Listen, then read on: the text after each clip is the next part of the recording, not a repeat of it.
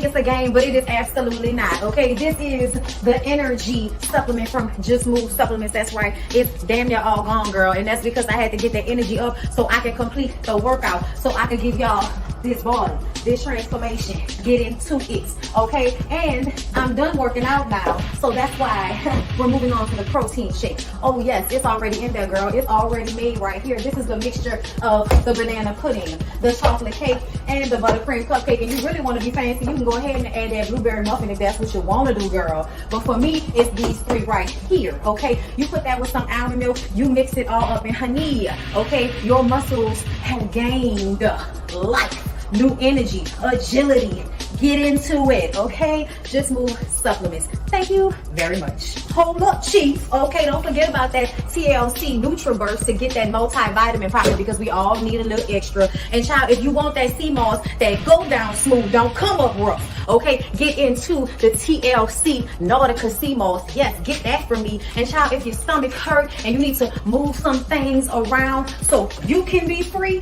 okay, go ahead and get that ISOT down below in the description box. Get it all from me.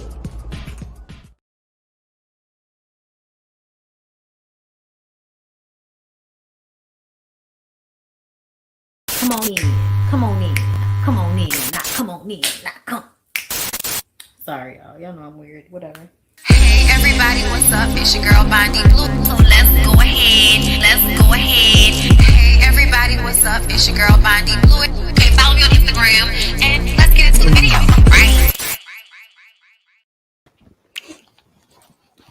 Hey! What's going on, people? Fix my damn necklace, child. What's going on? Oh, look. It's too close. Tuck it in. Ugh. You know, because of the mic. What's going on, girl? What's going on, people? Can you hear me? Can you hear me?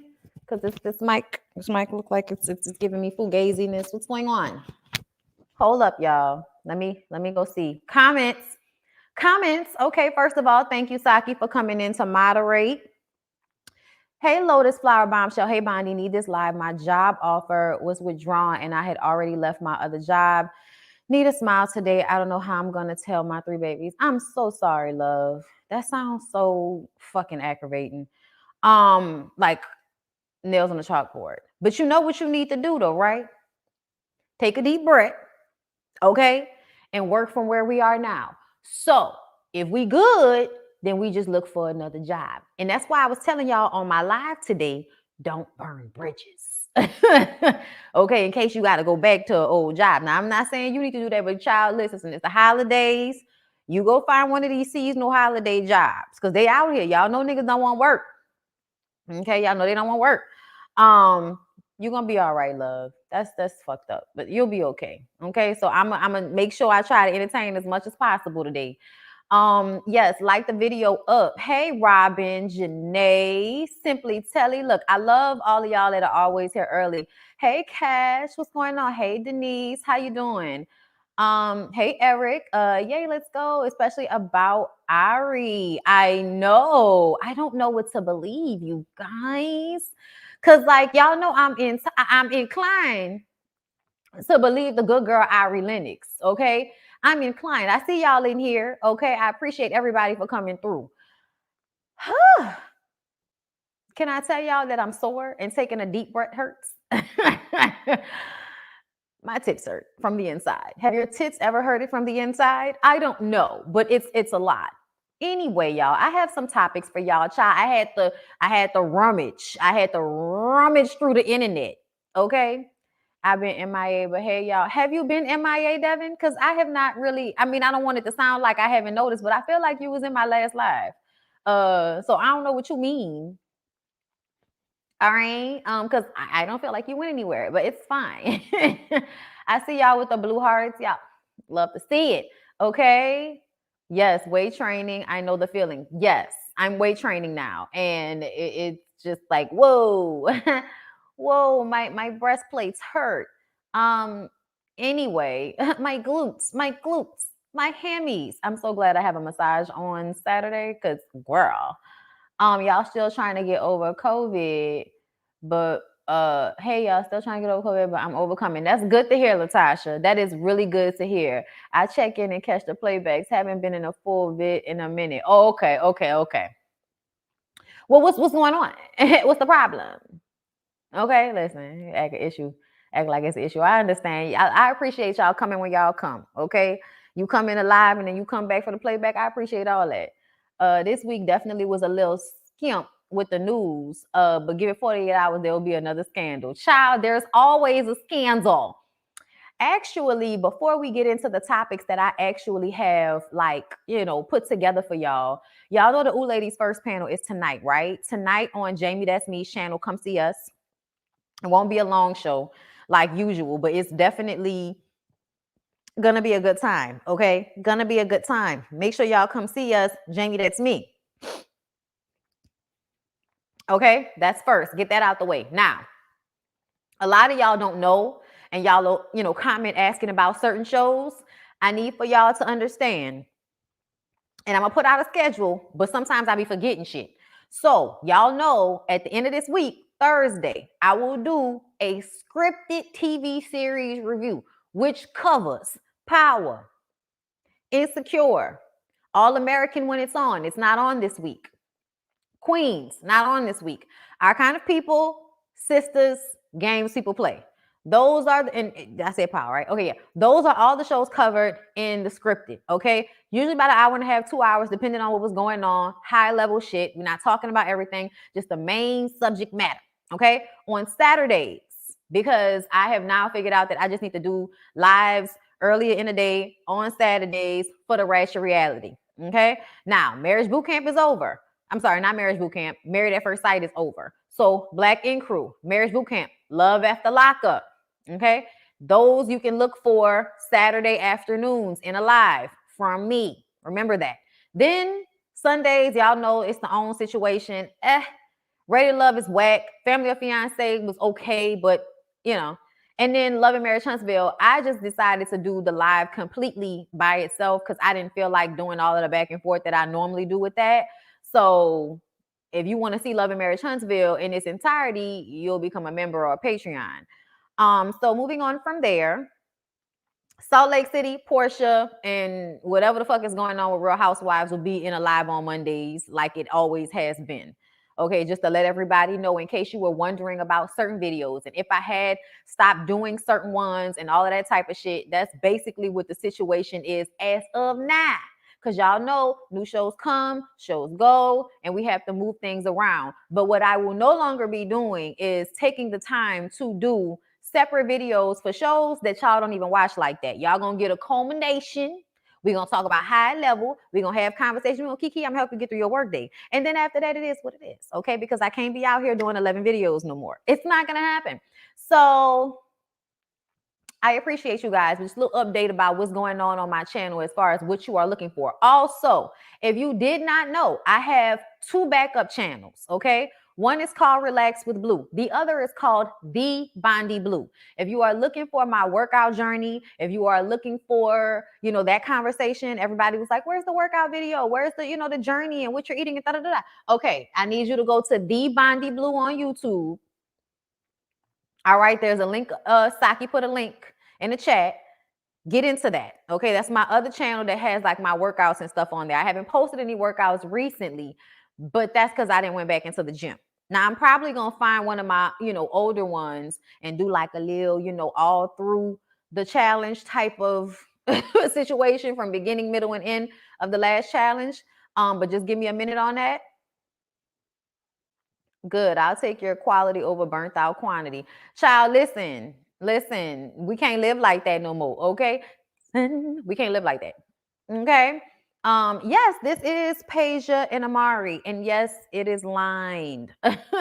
Okay. It absolutely is lined. It's quite warm. Quite warm. All right. So with that, all of that being said, there are 376 of y'all in here. Please like my video and show me some love. It's greatly appreciated. Now let's go ahead and get into what we coming to talk about. So like I said, let me put this back up so we can talk about Porsha on Tamron Hall right quick. So I wasn't even planning on talking about Porsha on Tamron Hall, but I was watching DJ Richie Sky video and they mentioned it. I was like, yeah, you know what? Let me go back and catch that whole thing. because the girl sent it in the DMs, but I didn't see the whole thing.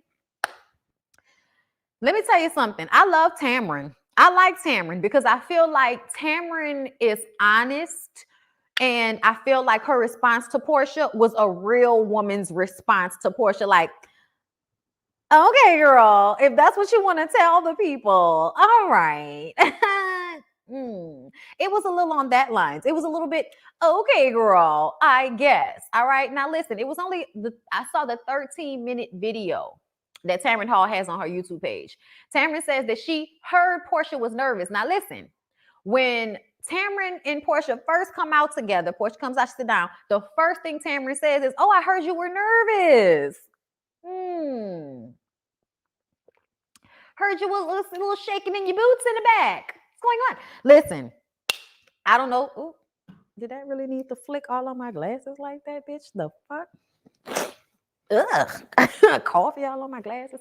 Girl, I'm sitting up here looking at Tamron like, I don't know why, but Tamron pointing out that Porsha was messy at the beginning of the interview seemed messy to me.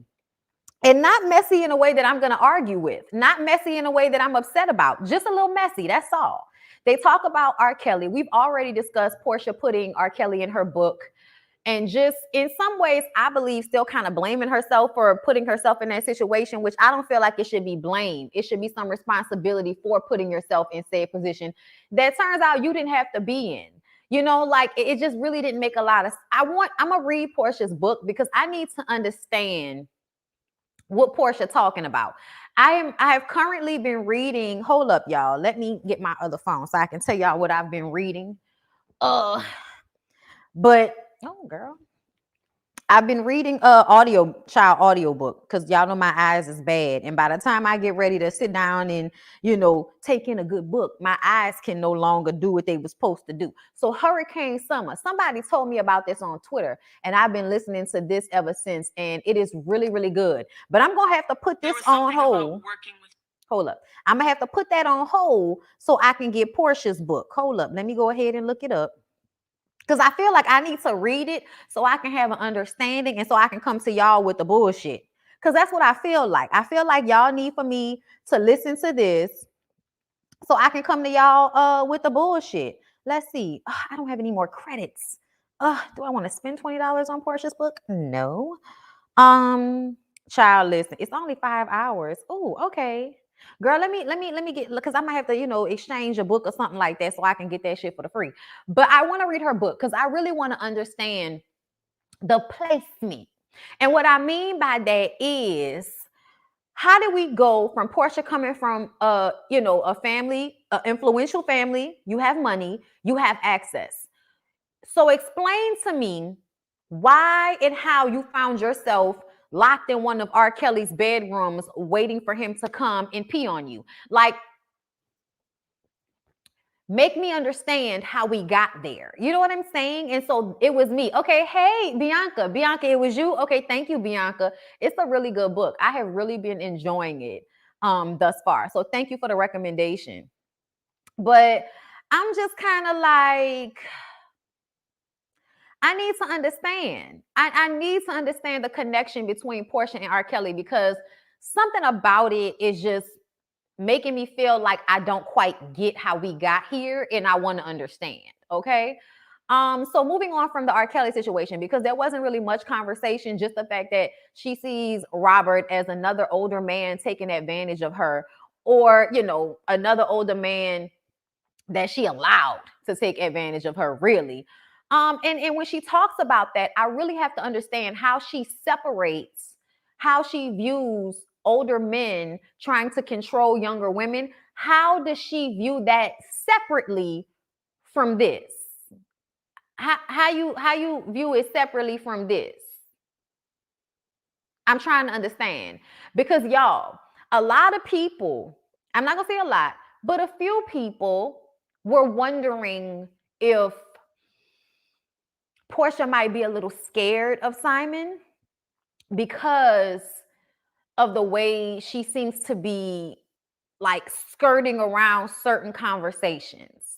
When she took Dennis' daddy outside to have a conversation with him about him posting things on social media, it was very, well, I don't. And it was just very, I felt like trying to placate his emotions, almost like I have to walk, I have to be very, very careful on how I say this. I have to be very careful on how I say this. So I think a lot of people are already wondering if the relationship between Dennis Daddy and Porsha is one that will eventually grow into something that is very controlling. Okay. If not controlling, then in some form of fashion, toxic. Okay. Now we're going to be watching Porsha's Family Matters and talking about it for sure. And I'm going to read this book and we're going to talk about that as well. But it definitely feels like Porsha is being fugazi as fuck. And the Tamron Hall interview definitely solidified that for me.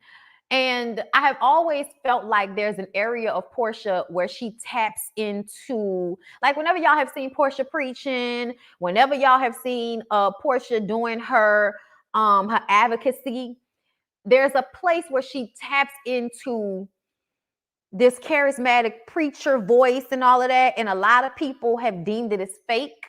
And I didn't know what they were talking about at first because I felt like, yeah, all of that little church shit, girl, you be brainwashed and young. You don't know what you're talking about, but you telling people what other people have told you. That's all that is. Fast forward to this Tamron Hall video, me thinking about that, the church speeches, then thinking about the way she handled the Black Lives Matter situation. And then now going into this show and how she's handling this situation in this interview with Tamron Hall, I was like, I see now. To me, it seems like there is a lot of posturing that Porsha is doing. Like a lot of fake shit, a lot of putting on airs. And it's not like I'm upset with her about that because I feel like essentially most people will handle situations the way Porsha does. You would smile and act like everything's cool and be fake about it until you get home, and then you can curse, behind the comfort of your home when there are no mics to hold you accountable in public. You know what I'm saying? But something about the way she talked to Tamron about her book and about how she wrote it during the pandemic and how she knows herself and, she knows Porsha. A lot of it, all of that, I was just like, do you know yourself, Porsha? Because you quit jobs to be with a man who we're wondering if he's actually making the money that he's making. And then, I know I move fast, but you're bringing a man around your child. You don't even know that man like that. And if you do know that man like that, stop acting like you don't, because it looks crazy that you would bring somebody that you don't know like that, a man, around your daughter. And I understand you have a village, but to me, there is a specific group of thirsty women looking for men with money that will bring a man into their household quickly because they want somebody to take care of them.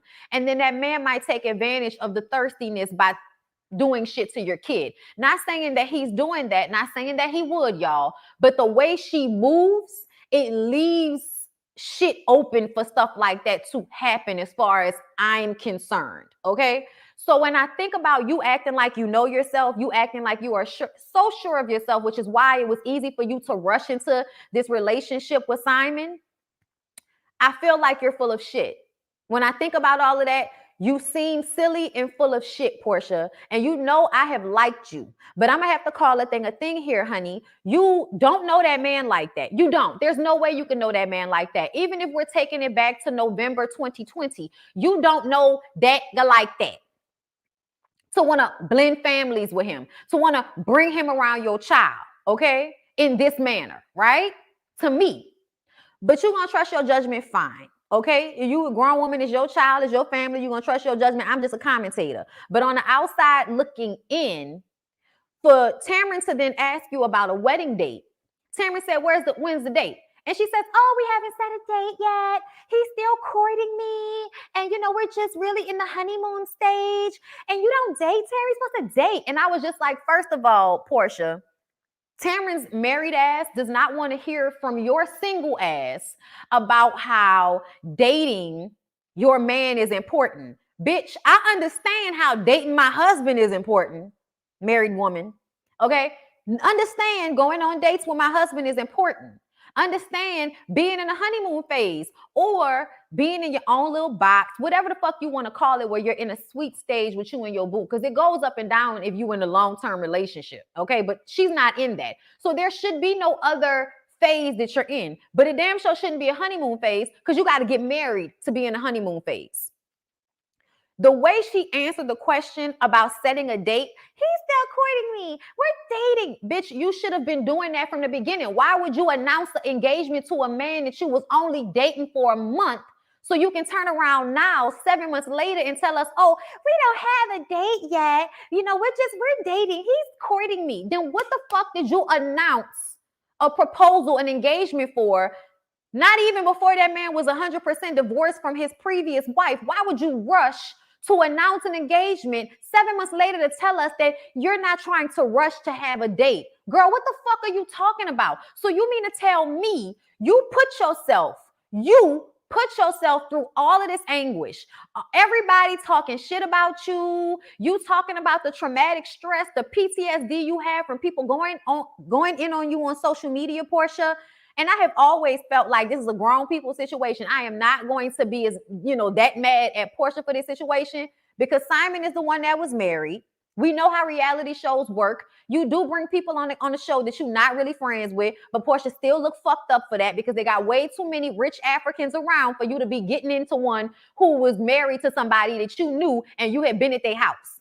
But to me, by the time we met Fallon and Simon, you had already fucked Simon, which is why the pound happened. Fuck out of here. I have seen you say hey to people's husbands before, and it has never been, let me make sure we keep this separate situation. Girl, get the fuck out of here. You were purposefully trying to make sure that there was nothing to be seen when y'all saw each other because y'all were already fucking around. Because from what we understand, Shamia introduced you to Simon, and she probably introduced you to Simon right along with Sheree and the rest of them that used to be hanging around all the rich Africans. Y'all remember? And it was alleged that Porsha was fucking with Simon's cousin before she started fucking with him, and the cousin was married as well. That's all alleged, okay? But if we're if we're looking at the situation just from what Porsha has said, just from Porsha's fugazi ass timeline, and then from this Tamron Hall interview, bitch, you sound fucking crazy as hell that you went through all of this with this man so that y'all could date. Y'all could have dated on a low. Y'all could have been in a relationship and dating this entire time without the public thinking that you were about to marry a man who wasn't even fully divorced yet. Exactly. Because we're all questioning if Simon really is rich in the first place, which makes us feel like you didn't know who you were with. You thought it was one thing when it was another, which is why all of a sudden we don't have a date. Because now you're figuring out you don't know him like that. You don't know him like that. You couldn't know him like that. You couldn't in that amount of time. I'm sorry, y'all, but it blew me the way she was like, oh, we're dating. Girl, please don't do us. Do not act like you can't get married and date. Do not act like the honeymoon stage does not come after the wedding. If he's the person, if he's the soulmate, if he's the one, then what we waiting on, Porsha? What we waiting on?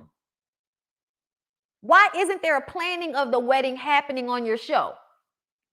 We going on trips and shit with the family. How are we trying to blend families and the marriage hasn't even happened yet? So first we rushing, but now we chilling? Porsha, that don't even make sense. It doesn't even make sense. You know what I'm saying? Like at the end of the day. And like I said, I am not looking at this situation like, Porsha is the worst person or the what Dennis called her, what they call it, child? When they say you steal somebody, man. Girl, listen, you can't steal a nigga that don't want to get stole. Start there. You can't steal a nigga that don't want to get stole. So that whole idea that Porsha is the biggest man stealer of all time, that's bullshit. That relationship was already over. And I keep telling y'all that. They was already on the downward spiral. And let's not forget, like Porsha loves to keep pointing out, Fallon just had a baby, which means that you were pregnant in the last 9 to 10 months. And Porsha and Dennis let them tell it have only been together for 7 months. I think it's a lie.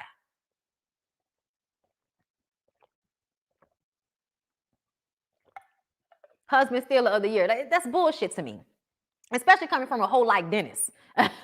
Like, that's such bullshit to me. Dude, you're a hoe. How you gonna say she the man stealer, of the century? Like, that's such bullshit to me. You know how somebody being a man stealer is if they were actually in a house, in a relationship, they were both happy. Like, no. Porsha ran up on a man that was about to be done with his previous, and they went ahead and decided to say, fuck what anybody feel about it. We're gonna do what we want to do, even though the relationship is not completely over. It's about to be over. And the funny part about it is, regular people do it all the time. But y'all love to act like, whenever somebody gets on a reality show, they're the worst bitch to do it since sliced bread. And it's like, no. Exactly. Men cannot be stolen. So the idea that we're supposed to be looking at Porsha like she's some big old hoe, I'm just not giving y'all that. I'm not giving y'all that because that's not what I'm feeling. At the end of the day, this man was married, and Fallon is pregnant by another nigga who was in her house with her husband while her husband was somewhere in an island or on in a rented home somewhere fucking on Porsha. Nobody's a victim. I will agree with Porsha on that. Nobody is a victim. But Porsha, you pointing out Fallon's pregnancy as a way to make it seem like you're not as fucked up as you are, I don't like that either. Something about that was like, she may be pregnant and you may, feel like that's your vindication, but it's really not. It is, but it's not. To me, it was always very clear that whatever was going on, Fallon was over Simon just like Simon was over Fallon. Just saying. Love Brown 2010. Thank you for the super chat. Off topic, but have you seen Peter Gunn hosting Cheaters? That's like R. Kelly hosting Catch a Predator. Much love. Thank you so much. And yes, I have. It's very entertaining. He fights people and everything. He looked dead behind the eyes. Yes, Westwood. Oh, yes, Westwood. Thank you, Peja Amari. Use my link. That was still her husband, and Porsha knew. I'm not arguing you with that, but she was also somebody's wife when she got pregnant. So, okay, I'm not saying that Porsha is not, I guess, wrong for how the situation all played out, but ultimately, Fallon just had a baby for another nigga that was inside the house. So to me, everybody's fucked up. And I have been saying that since this all started, just so we're clear. Okay? Right. Okay? Listen, to me, it just seems like she wants people to see her as less fucked up than she really is. And it's not even about being fucked up, because like I said, both people were out of this relationship but still in it, okay? But I still feel like the way she has gone about things is fugazi. The way she's gone about things is disingenuous. And then you get up here and try to sell us on you knowing yourself, when a lot of the decisions you're making are the decisions of a woman who doesn't really know who she is and may really be trying to figure that out for herself for real, because how you go from fucking bolo to stripper and about to pass out looking at his six-pack and his big old dick to, talking about Simon Dennis Daddy Balls. Like, girl, what? Like, that's the part for me. Why are you giving up your own bread, your own money, so that you can run behind a man who may or may not have real bread or not? Like, I just don't understand Porsha having her own and still deciding to be a gold digger, essentially, because that's not what she is, because she has her own. But the fact still remains that was the reason why you got with him, because you wanted to be with somebody with money. And it's like, well, bitch, be with yourself. You're the motherfucker with money. I understand wanting to be taken care of. I understand not dating a bum, but it seems like you got with him specifically because you thought he had more money, because otherwise you'd have been trying to fuck a nigga like Bolo. Correct? The way she was at Bolo shows me that that's what you attracted to. You attracted to young men with nice bodies and big dicks, but somehow you end up with Dennis Daddy because it's about this. But why, when you have all of these ways to make your own this? I'm at a loss.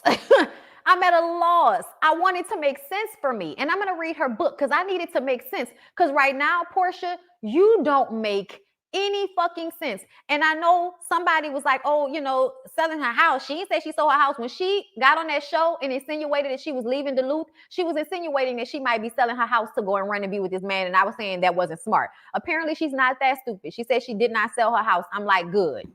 I mean, money-wise, that's just not a good decision to give up any real assets that you can use. A paid-off house, girl, you should have that house until the day you die. Okay, that don't even make no sense. That big old nice ass paid off house in Duluth. I would never sell it. I would never sell it. Not the way the property value in Atlanta and surrounding areas likes to go up. Okay. Thank you, Kavan. If y'all want to send me Cash App today, it would be greatly appreciated. Just saying. If Dennis never cheated on Porsha, all of this would have never happened. Nobody a victim in this situation. Thank you. I don't agree with that. See, here's the thing. I need to also understand the Dennis Porsha situation a little bit clearer, because we see things, but I don't know if this is the reason why. Yes, Dennis was a cheater, but was you ever really trying to be with Dennis, or did you just feel like Dennis would be a good person to have a baby with? Let me know. Fucking Nets. Thank you for the super chat. But yeah, I just, she don't make no sense to me in my mind right now. And I want so badly for Porsha to make it make sense. Poor me. Okay.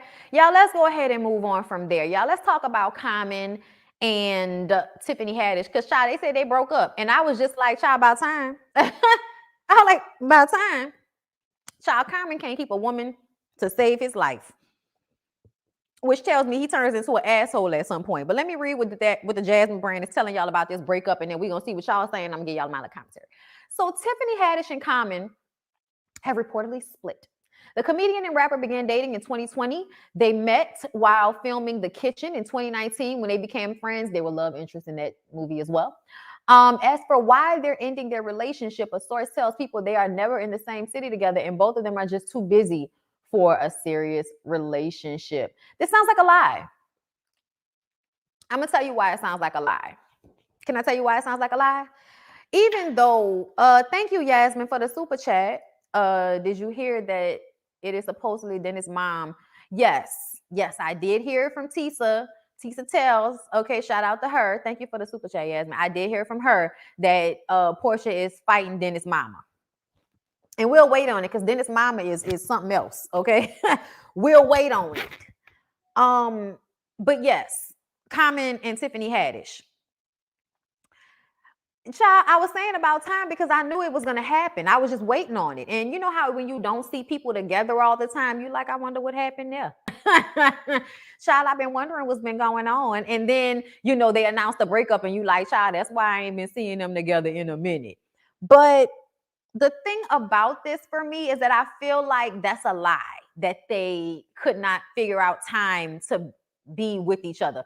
First of all, y'all started dating at the 2020 height of pandemic. So you mean to tell me by the time we get to 2021, almost 2022, y'all are not Beyonce and Jay-Z. Y'all could not figure out a way with the money that y'all have to spend time together? Like, to me, dating another celebrity when you're busy will probably be like a good situation, because you don't have to worry about the person feeling away because you have to be gone somewhere. And y'all both have the money to get on a flight and go see each other, catch a red eye, be there for 24 hours, get some dick, say hey, and go on about your business until the next time y'all can do that.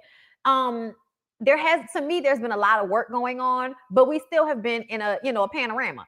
So I just feel like that's a lie. When Beyonce and Jay-Z were together at the height of their careers in the, mid to early, I'm gonna say early 2000s. Early 2000s, we're talking about, 06, 05, 04, it's before they got married, right? Because I think they got married in 07. But either way, during that time, before they had actually gotten married, they were seeing each other. They were two of the busiest people in the fucking world and found a way to see each other, found a way to go on dates, found a way to go on vacations. So if Common, who is a OG rapper, yes, he acts, but You ain't touring like that.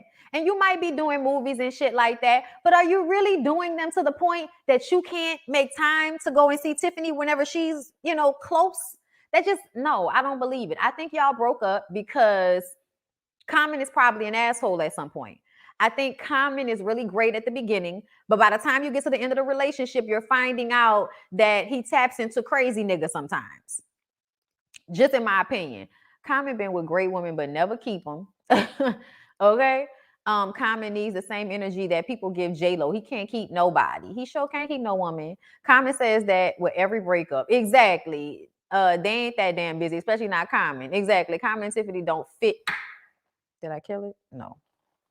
It's annoying the fuck out of me. It's right here because it is light. Like, go in the kitchen and get killed by my little gnat killer. The fuck? They ain't that damn busy, especially not Common. I think Common is the problem. We all think Common is the problem. No, he ain't. Did Jaguar tell us Common is kind of fluid? I don't know. I don't recall. I just remember her saying that, he put his penis in her face and she woke up to him like basically, open up, bitch. Open up. You know what I'm saying? With his penis in her mouth. That's what she told us. And it sounded like they were dating at the time. So I'm like, that doesn't sound like the first time he's done that to you. People make time for what's important to them. I always see Common as that dickhead Omar he played on Girlfriends. Okay? Erica broke that man. Just kidding. Don't blame Erica. Because we don't hear nothing out of Andre 3000 or J Electronica for that. Do you hear anything bad about them? Don't blame Erica. Because she didn't put that puss on a whole bunch of little weird tight pants wearing, hobo chic niggas. And Common is the only one out here we're wondering what's wrong with him. What's wrong with him? Thank you, Wasada, for the super chat. Hey, Bondi, who do you think will win the verses between 3 6 and Bone Thug? I am on the fence because I love them both. I think that Bone might win because of the hits that they have like commercially, but Lyric thinks that 3 6 will win because they have like a real heavy hitting catalog. And I'm like, 3 6 probably will win, especially when I think about like some of my favorite 3 6 Mafia songs.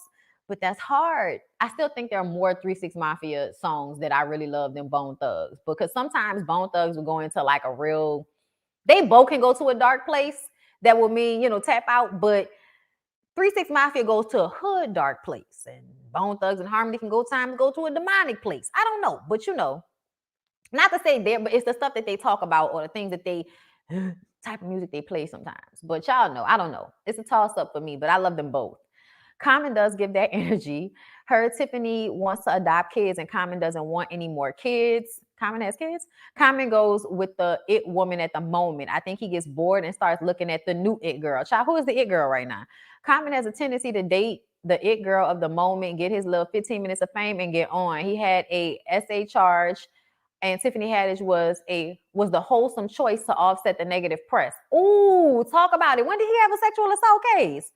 Women today are too immature. Are you talking about, is that the with Jaguar, right? Women today are too immature. For what, love? Tiffany's mouth will tell us who Common is one day. Oh yeah, one day she gonna slip and fall on a comedy stage and let us know he was an asshole. Yeah, because when I didn't see him at her car party, I knew something was, yes, because I follow her. So she was like, doing her little at home shit. I was like, oh, Common like that? Okay. She silenced him. Shut up. He is so toxic. Tiffany gonna tell it in her memoir. It's saving it for She Ready, the memoir. Common out here with a nice fuckboy energy. He is. Only if Busy is with them. Devil rappers. Not devil rappers. 3 6 Mafia has so many features too, right? So I have to flip versus battle in the Saints Cowboys game. Child, unless you can set them both up, because that's what we'll probably do. Lyric will probably have one thing on his phone and we'll have the other thing on TV. It was so good to see her in what appeared to be a healthy situation, right? Crazy Bone. Yes. What is Common sign? He's sexy, but something is off. Probably a Scorpio, child. I don't know, but he probably a Scorpio. What else? Is Marlon and Jennifer still together? I hope so. They were cute, but it might have only been for the movie. I don't know if they were really together. Like, I know that they were like, it was flirtation, but I don't remember if that was actually solidified. And like, people be playing. people get caught up in a role, they get caught up in a movie. That doesn't mean that it's like, gonna be a sustainable relationship. Sometimes they just got to shake off the role they was playing. To think his name used to be common sense, but makes no sense when it comes to relationships. Child, there are times when you'll need someone. I will be by your side. Oh no. Remember when he was wearing all them little hats? We thought he was good. There is a light that shines special for you and me. Y'all remember that? It's important we communicate to the fate of this union to the right pitch. I never call you my bitch or even my boo. It's so much in the name. It's so much more to you. Listen, he used to be deep. Okay? Y'all don't even get me started. And it don't stop. To the beach, y'all, and it don't stop. A free. Look, y'all, I love me some Common when it come to that rap shit. So let me move on from that. Okay, listen. I used to love her. What? I want this. I really want this fly to die. I may not watch the battle because tomorrow is my mom's birthday. Okay, Quaisha. Well, Jay Lee gonna post it. Speaking of breakups, Brit, you heard Walt and Jess from Black Ink ain't together no more. No, I didn't know. I saw Walt posting something about himself on social media that had me be like, what is this? But I kind of was like, I don't have time and moved on. But I'm gonna go ahead and check his Instagram and see what's going on. The shades of Scorpio. Listen, I love y'all, but Scorpio men are terrible. I'm not being mean to y'all. Y'all know my boo Nisi is a Scorpio. He's a Pisces. Oh, that's just as detrimental, especially a Pisces man child. My daddy was a Pisces. They are something else. It takes a special type of woman to deal with a male Pisces. Why he say? Because like y'all be really not giving a fuck. Like y'all will be all on somebody, giving them all that good, intense energy, and then boom, you don't give a fuck no more.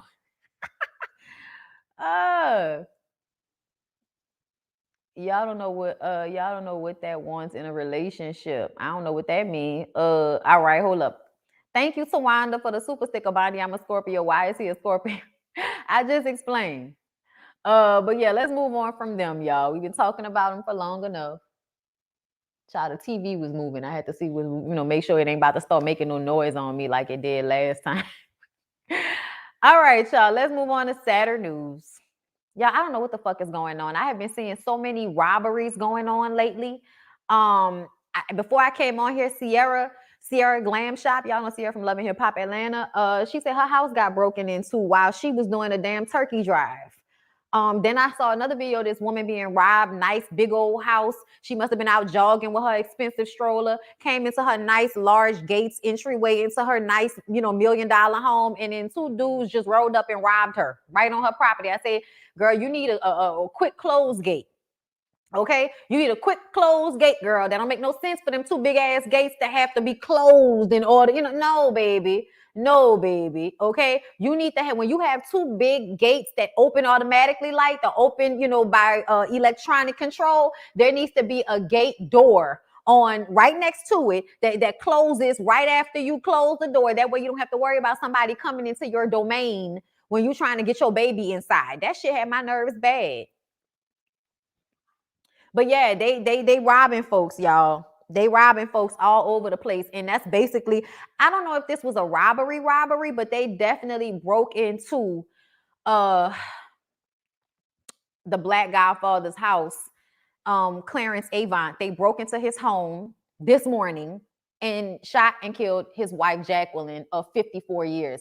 Y'all, this shit blew me. First of all, they're in their 80s. And around maybe 2:00 this morning, somebody decided to storm their home, firing shots, which resulted in Clarence Avant's wife being killed. Okay, now if y'all don't know about Clarence Avant, there is a whole Netflix documentary about him being a godfather of Black music. He was involved.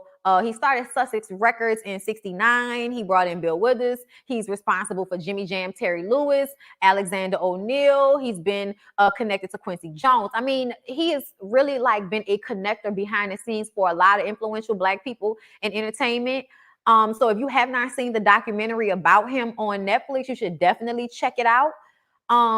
We still don't know how he's doing or if there's any more information. The last time I checked, let me go ahead and hit up, let me refresh. Oh Lord. Yeah, no new information on that. But why the first thing? Juicy J admits drugs played major role in 3 6 Mafia's original downfall. Says they did heroin, meth, cocaine, and pills. Nigga, you ain't gotta tell us. We used to listen to y'all music. But we'll talk about that at a later date. But this just made me so sad, y'all. Like, first of all, for somebody to break into your house. But another thing, for you to be 80 years old.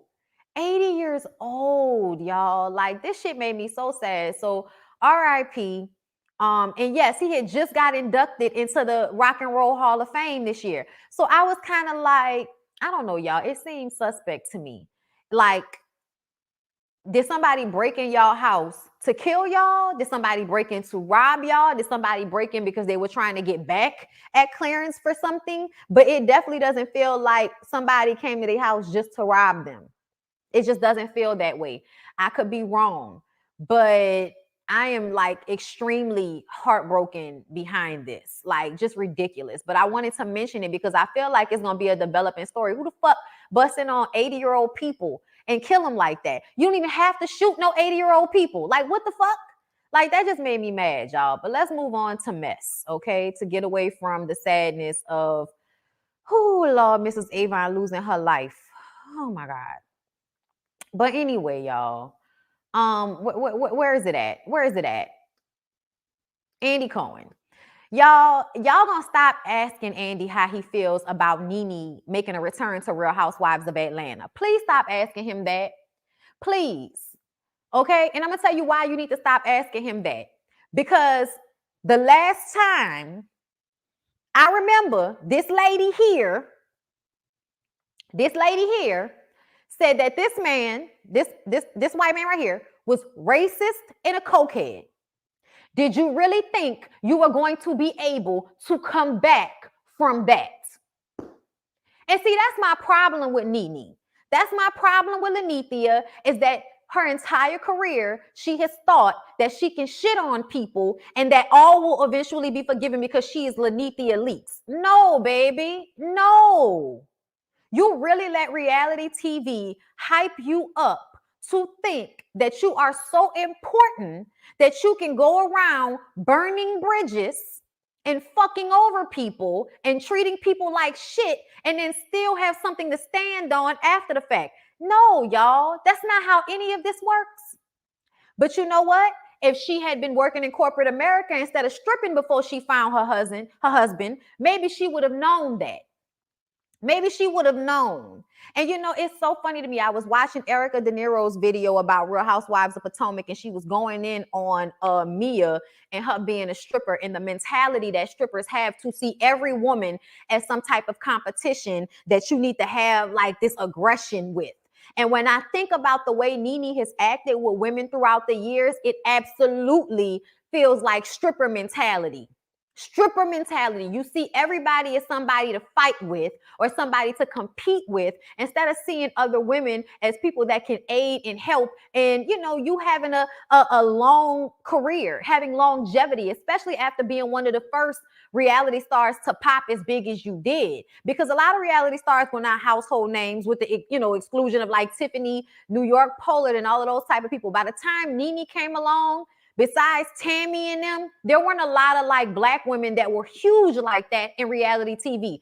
She could have took this shit and really went. But you know what she did? She wanted to be an asshole. She wanted to feel herself. And when you want to feel yourself and feel like you can shit on people, as soon as you feel that you're in that position, yes, Jocelyn Hernandez, they do this. They get real big in the head and then let that fuck up the opportunities, not realizing that a lot of the times in entertainment, it's about relationships.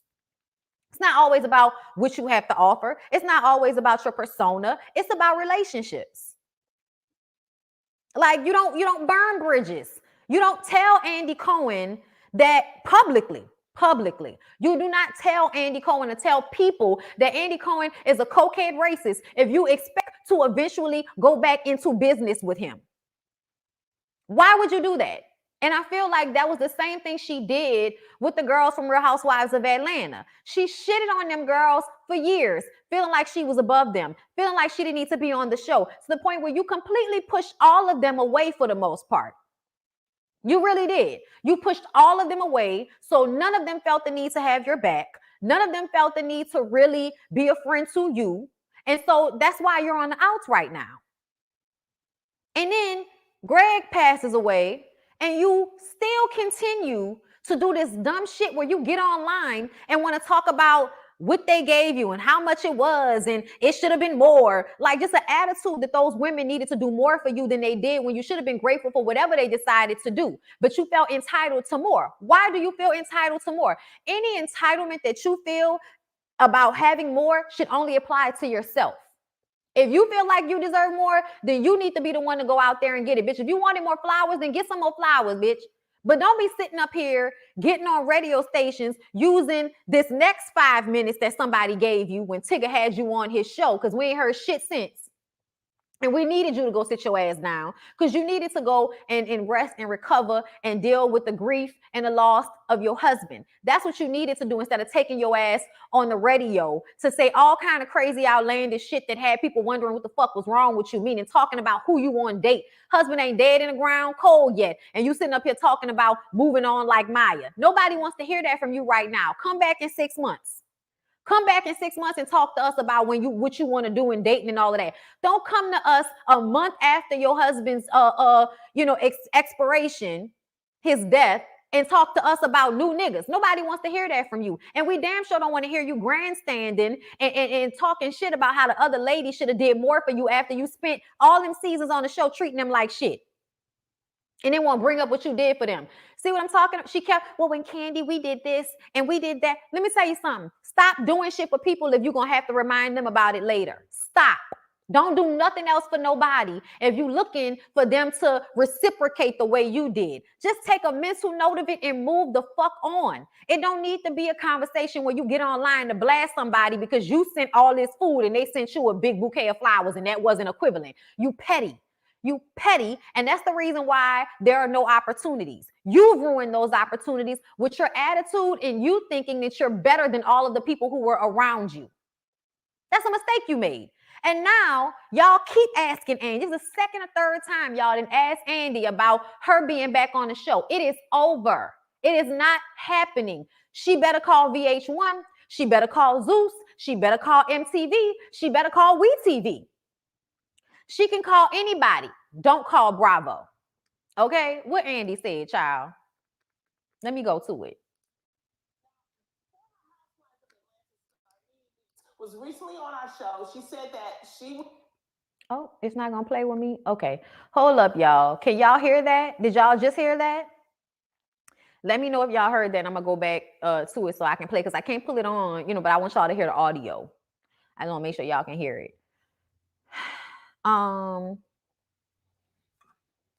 She better hope she ain't blacklisted. Girl. Really? You gonna make me go all the way to Instagram for it? All right, here we go. Recently on our show, she said that she would be up for returning to the show if you two had a conversation. Check out what she said, Andrew. Not Andrew. I think Andy and I were really close for a really, really long time. And I love BondyBlue, and I helped pay for his baby shower. Say it one more time. I think that Andy and I need to have a sit down and talk, and then we're off to the races. Oh boy. What's your response, Nene? Well, first of all, I love it that you keep calling me Andrew, because that is my name, Lonnie. I am Andrew J. Cohen, so very good. We're in the midst of shooting season 14 of the Atlanta Housewives, and it's great. And Marlo has her peach, and Sheree is back, and we have some new faces and some great faces, and Kenya Moore is on fire. And so I am really focused right now on season 14 of the Housewives of Atlanta, and not really looking beyond that right now. That's what he said. So I am really focused. That's what he said, and he tried to keep it cute. He was keeping it cute. But see, Nene, oh, we just need to talk. And that was, to me, thirsty as fuck. Thirsty as fuck. No, I didn't watch The Real World Homecoming. I'm going to tell y'all, The Real World originally was before my time. I know the people that were on it, but it was before my time in reality TV, so I didn't watch it. So I don't have this connection to the real world the way a lot of y'all do. But I've seen that it's on Paramount Plus. But either way, Andy, that was a very cute way of avoiding the question, because I thought he was about to say, I love the fact that she's constantly saying that she paid for my baby's baby shower or helped me pay for my baby's baby shower, as if I, a rich white man, need her, a black lady that can't find nobody to give her a job, as if I need her to help me pay for my baby shower as an executive at Bravo. I need that. I need that. Me, Andy Cohen.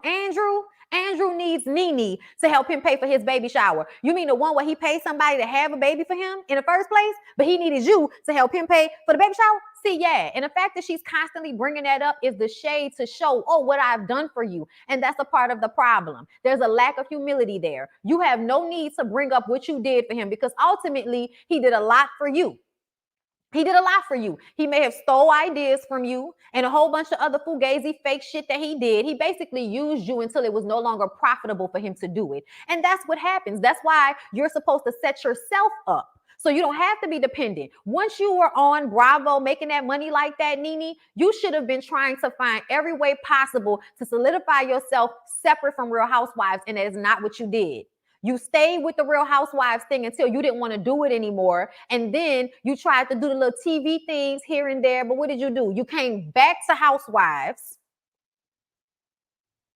then got off of Housewives and decided that you wanted to shit on everybody, when really the truth of the matter is you acted like an ass that last season. You acted like an ass that last season, and you weren't giving. You shouldn't have never came back that second time around if you weren't going to give anything.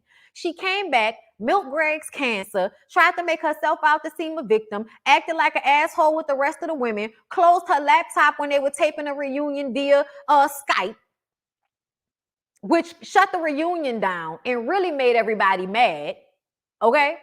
And then now, after you done got up there, called them racist, said he was a cokehead, tried to boycott Bravo, and because that did not work, now it's, we just need to sit down and have a conversation. Girl, no. You really need to go to therapy and do some extensive work on you and your personality, because that's the problem. She needs to let Bravo go and make her own opportunity. She did this to us. I don't even know why she's still trying to go over there. You know why? Because I think she doesn't. I'm going to tell y'all, this is what it is. See, once you get used to getting paid a certain amount of money on Bravo, you feel like you should always be making that amount of money because you're Nene Leakes. But what you don't understand is when you step out on your own, you're now standing on your own without Bravo. So you need to be able to take a pay cut until you get to a certain place where you're standing on your own again. You know what I'm saying? But, child, that is Nene's problem. She thinks her wrongdoing should be overlooked while she holds all accountable. It's amazing how Andy became racist the minute the check stopped coming in, before y'all vacationing together. Make it make sense. Nene was only iconic during the first 7 years. Her last 7 years have been her trying to remind us how iconic she used to be. All the moments we love of Nene were pre-Hollywood and Trump. I wish a B would call me a cokehead and think that about to eat off me again. Yeah, I don't know. I don't know what she was thinking. Not Delilah spirit, must be late. Nene money ain't long no more. Trump check. Andy be wrong on a lot of levels. Absolutely. Y'all know I don't really see it for Andy. I don't. But I also understand that I'm not expecting Bravo to call me about anything. Do y'all know? I know what I be doing, and I know how I talk my shit. That's why Bondi is getting her website, so that y'all can come and see Bondi on her own platform.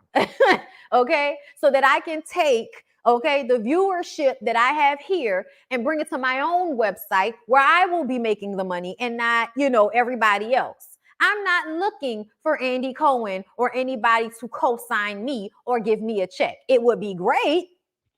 Carlos. Okay, because you act like you don't be hearing me, but I know you be hearing me, Carlos. Mona. All right. But see, here's the thing that I understand. I understand that it has to be about how I get myself there because I'm gonna talk my shit. I'm gonna talk my shit. I already had a bridge that I burnt, and I didn't even really burn my bridge like that because ain't nobody know I was talking about them but them. And I waited a while too. But I was very sure that I wasn't going back to that bridge before I was just like, let that bitch burn. Okay. Okay. So what I am saying is she needed to be smarter. She wasn't, and she's still not being smart because you're low-key begging them to get back on Bravo at this point. That's sad. That's sad, and that's not what any of us wanted for you, Nene. We're gonna be here for your glow up. I appreciate that. I appreciate that. Y'all know I love y'all, and I appreciate y'all very much. Bondy, we need a Bondy app because I be watching on my phone. You already know. With the website will be, eventually a whole little app situation, child. All right, you set yourself up for it, Bonnie. View the website. Can't wait. I love you guys. I'm super excited. We've been telling, I know at the top of the year the website should be done. So fingers crossed that everything, is cool and it gives what it's supposed to give because we're still kind of going back about what I want it to look like and all of that type of stuff. But yeah, it's something I'm excited about. And it's also, me recognizing that I have to create my own lane because at the end of the day, I, in a month tally 500,000 views.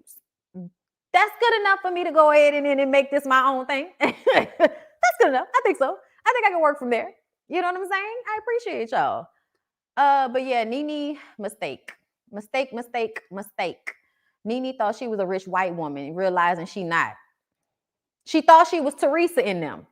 Thank you, Gigi with the juice. And even if she did come back, who truly wants to film with her? And that's because she done fucked over everybody.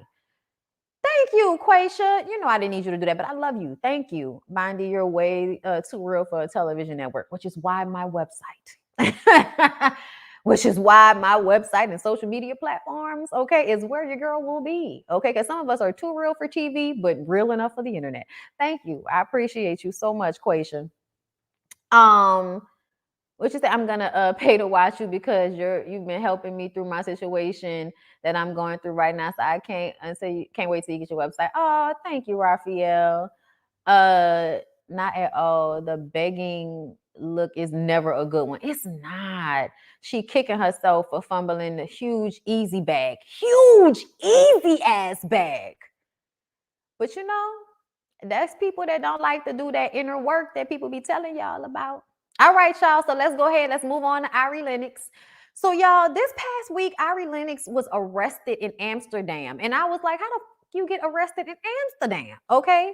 But originally, the first thing I saw was her posting that she was racially profiled. She said, fuck Amsterdam security. They hate Black people. And then she said, I just want to go home. I'll never leave my house again. Wow. And then they're arresting me. Okay. She says, I'm being arrested in Amsterdam for reacting to a woman racially profiling me. And after that, she was arrested. And her publicist came out, I think it's her publicist or her manager, whatever, came out and said that she was safe and she appreciates everybody's support and checking on her. The update is, according to Dutch military police, Irie Linux was held because of her behavior towards an airline official and for being drunk in public. She has yet to release a public statement, but her manager posted, the message. Okay. So that's why I don't know what's going on here. But I'm more inclined to believe Irie. I'm obviously more inclined to believe that somebody was fucking with you and you were being racially profiled and you probably were not drunk, seeing as though you just got off a flight. I know people drink on flights, but something tells me that Irie was probably not drunk on the flight. And that somebody racially profiled her and she got with their ass. And because you are not in America or a place where Black people are respected to any extent, like Amsterdam, isn't that the country where they do blackface? I know all the drugs are legal there, but I also know that they have like a blackface type of situation. They're extremely racist, right? Like essentially extremely racist. And she probably was going there to perform. but ended up getting arrested and then released. And from what I understand, she's not the only one that this has happened to. They did it to Lil Baby. They did it to Jay Harden, I believe. James Harden, I think. But it's just, I was just like, I didn't know what to believe at first, because this is not the first time that Irie has said somebody did that, you know, to her. Somebody racially profiled her. She had said that before, and I was just kind of like, girl, are you overreacting again? But then when I went and read the story, I was like, yeah, no, this is probably what happened. Just obviously where you were, and how they are not probably used to Black people like yourself being like, who the fuck you talking to, bitch? Get out of my face. Like you being any resemblance of not kissing ass or being diplomatic. Anytime you're like, get the fuck out of my face, who the fuck are you talking to? Da, da, da. Whenever we do our thing, letting our anger out in some type of way, even if it's not violent towards anybody, we can just be speaking. They're gonna have a problem. So I'm just looking at the situation. Hold up. I was trying to understand the situation, but I definitely feel like this is probably what happened to her. I think Gabrielle Union had a racist incident in Amsterdam. It was in her last book. Just because I have to read that last one. I read her first one. Just because your experience was good, Marco, doesn't mean everyone who is Black has had a good experience. This isn't the first time I've heard of them being this way. I haven't either. And another thing is, people, they may treat regular people fine because they like travelers. Okay, so they might treat regular people fine. But y'all know how angry white people get when they see rich Black people, or just Black people that are being treated better than white people. Like, they can't stand that shit. There are a lot of white people, and that's no disrespect, but white people, I'm sorry, y'all have to get y'all shit together and we can stop talking about it. But y'all have not gotten y'all shit together. As a whole, y'all still like do these things, so we're gonna talk about it. But y'all get mad when y'all see Black people doing extremely well, and you will cause issue with them because you feel like they shouldn't be living like that because you're not living like that and they're Black and you're white. So the little manager or whatever could have been trying to cause issue with Irie because who is this Black girl coming in with all this security? And y'all know how Irie be looking. Irie be looking real regular Black girl probably. And they probably was like, oh, who is this? You know, felt like they can treat her any kind of way until they realized who and what she was. And a lot of times I feel like they know they're stars and do it to them because they're stars, because you hating on them. Thank you, Boo Boo, for the super chat. Love the BBS show. Thank you. I'm glad y'all enjoy it. Remember when Kim K was there, she left because they was calling for, I don't know. Who are you talking? This is Irie Linux. Let's see. Give me some comments that make sense. Okay, hold up. Let's go back. Hold up. There was a comment about the Nene situation that I wanted to read. Hold up. She can't even sell that damn house. She blackballed. That's sad. Oh, damn, I think I missed it. But let me see. Damn. Y'all, my eyes is bad, girl. My daughter's neighbor has an issue with her for that exact same reason. He literally walks past her ring bell and curses at her every day.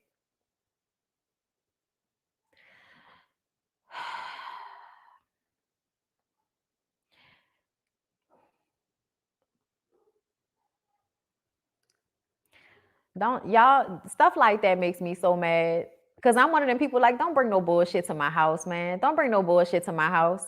That's the type of shit that would make me want to live somewhere with a gate around my shit so nobody can walk across my property with that bullshit.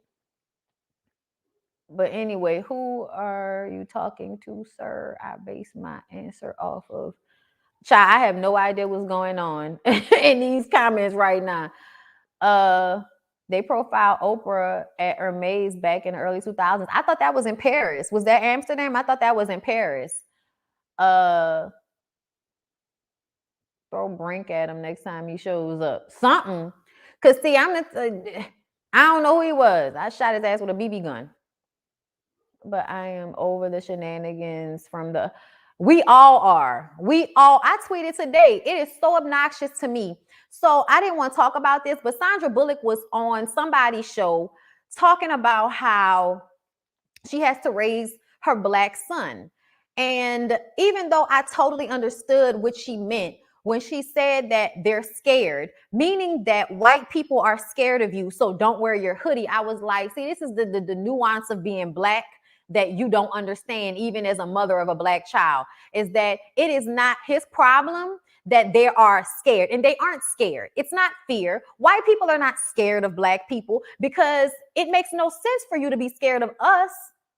It makes no sense. No, you feel guilt. Y'all are all, first of all, it's not even just guilt. First of all, y'all don't want us to be where y'all are. Y'all want to be able to control when you see black people, and that's not how any of this works anymore. So a lot of y'all be mad just because y'all see us around y'all in spaces that y'all feel like should just be for y'all, even though we out here in public, okay?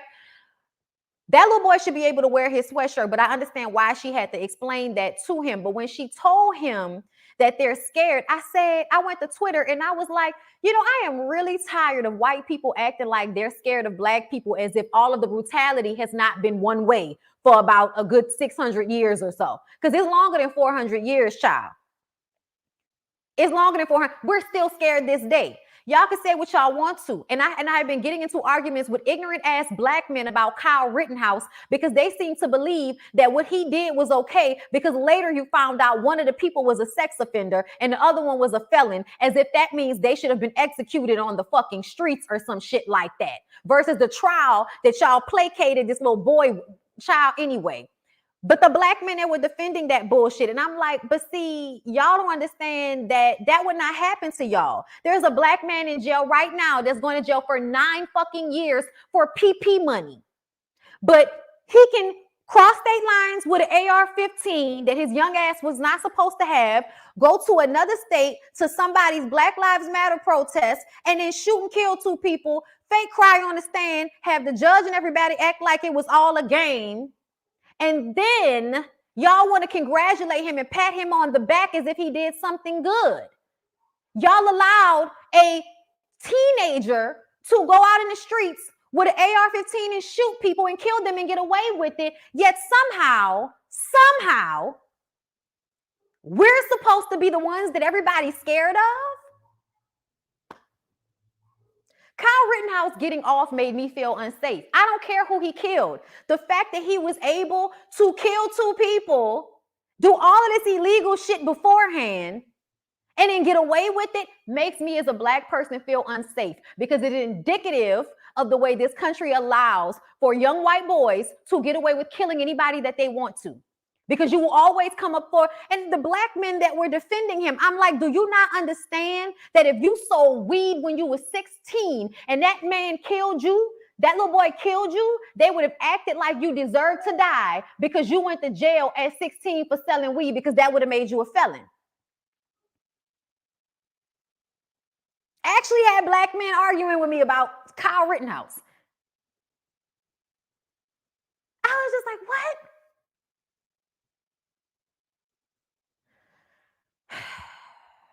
Child, that made me feel less safe. That made me feel less safe. The Kyle Rittenhouse thing. And so when my Aubrey's killers all went to jail, I was like, oh, thank God. You know what I'm saying? It should not be like that. It should not be like that. Y'all throw black people in jail for years without a trial over stealing $40, stealing book bags, selling shit that ain't got nothing to do with nothing. Shit that done been replaced and nobody's thinking about. There's a black person in jail for it right now. But Kyle Rittenhouse gets to kill 2 people. And because you could dig up dirt on those 2 people, that means that that's what okay. And that makes him some type of fucking hero. I said, as if he knew those 2 people, as if he knew their backstory. He did not know their backstory.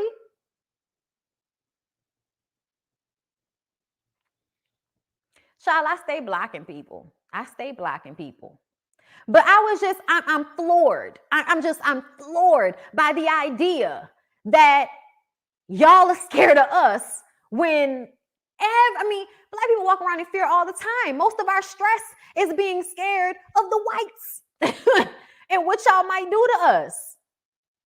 What? Yes, Khalif Browder. That's the person I was thinking about with the book bag shit.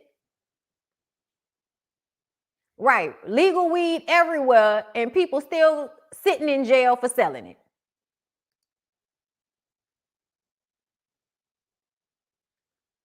And that's the thing. He should not have been treated any different than a black 17-year-old that y'all would have put under the jail for murdering 2 people. All the laws would have made sense then. All the laws would have made sense. That and that alone. They're not scared of us. Stop saying that shit, Sandra Bullock. They're not scared of your son because he's walking around with a sweatshirt on. They just don't like the fact that he's black, sweetheart. It's not fear. That's what they used to tell y'all back in the day. Oh, we fear, we don't understand. No, we've been living here together for a long time. This is just straight up hatred towards us because it is built into your fabric. It is sewn into your fabric at this point. Ooh, child, let me move on because that just made me mad. Ooh, and I wasn't trying to be mad, child. What's next? Do y'all think Saweetie and the little baby dating? Because I do. I do. Let's read. Let's talk about it, okay? So, the Jasmine brand, y'all. That's my girl. Let me go to the top. Up the ladder of the roof. Fucking ads. Anyway. All right, so as previously reported, rumors began swirling last week regarding Lil Baby and Saweetie. Specifically, the rappers were speculated to be dating after Lil Baby, 26, allegedly took Saweetie, 28, on a $100,000 shopping spree. Ooh, charade wiggle. Despite the rumors, Lil Baby issued a now deleted tweet this past Thursday to shut down the rumors. He tweeted, "Baby not dating no one. I'm single." You know why he deleted it? Because being single doesn't mean that you're not dating. I really need for y'all to understand that you are single until you are married. Just so we're clear. You could be in a long-term relationship. Guess what? You're still single. You're still single. You're just in a committed relationship with someone. You're in a monogamous committed relationship with someone you're not married to. You are still single. So the baby, you could be dating a million girls and still be single. You can date and be single. That's usually how these things work. I just want to say that. Let's move back. Let's move back. It didn't make sense. But he deleted that shit because it sounds stupid. While the situation appeared to be a wrap at that point, it ultimately escalated once a photo, these 2 photos that I posted here, began circulating on social media. According to reports, the photo specifically shows Saweetie taking a mirror selfie with a mystery bae that was speculated to possibly be the baby because of the pants and shoes that he has on. Do you see the pants and shoes he has on in the picture? Okay. Then look at the pants and shoes that the baby had on. It looked very similar. It looked the way them pants is scrunched up at the bottom. Y'all, listen, you men out there are not wearing baggy jeans like that, okay? So I'm glad y'all stopped wearing them tight-ass, skin-tight jeans because some of y'all niggas is not built for that. You know what I'm saying? Y'all wear them tight-ass jeans and it's like, what is this little boy body you giving me with these tight jeans? Nobody asked for this. This is not attractive. Who told you this? Nobody, this jeans should not be tight around your calves like this, sir. I'm sorry. Anyway, furthermore, this connection was allegedly solidified once fans found the photo from Lil Baby's Facebook that appeared to show him wearing the same shoes and pants as the mystery man. Thank you so much, Nikita, for the Cash App. I appreciate you. It is also worth noting that Saweetie showed off various bouquets of flowers that were sent to her, further fueling the rumors. Okay, after these connections were made, Lil Baby seemingly addressed the situation on Monday, and he said, "Bitches, it's really weird." He then added, "If you want clout, use baby." Who you talking about? Who you talking about? See, that's what made me want to talk about this. I know you're not talking about Saweetie. So you saying that Saweetie was trying to use you for clout, and that's why she posted this picture or whatever? It's because she was using you for clout? Anything for clout. Listen, I remember we were falling in them. I get so annoyed trying to find 9 skinny jeans for my son in store. That part. Everybody asked for this. Because Lil Baby and Quavo are friends, I would have dated Jack Harlow. Okay. I'ma just say this. Internet friends, in industry friends, ain't no friends in the industry. Ain't no friends in the industry. Like, y'all niggas share hoes all the time. Like, you dudes go with the same girl all the time. So Saweetie went from Quavo to Lil Baby. He's the biggest rapper out right now. Lil Baby is the biggest rapper right now. Like, as far as I know, when I think about biggest male rapper right now, Lil Baby is that nigga. And to be honest with you, QC is yes, quality control is good at marketing their artists, boy. I don't understand why he got mad at the woman who posted the video of him in that outfit and he posted it on social media. It's public, child. You also walking around like the fuck? Exactly. I would not be a part of their conversations. No, he was talking to Quavo. Why he was talking to Quavo? Oh, y'all say he was Quavo. Quavo was using him for clout.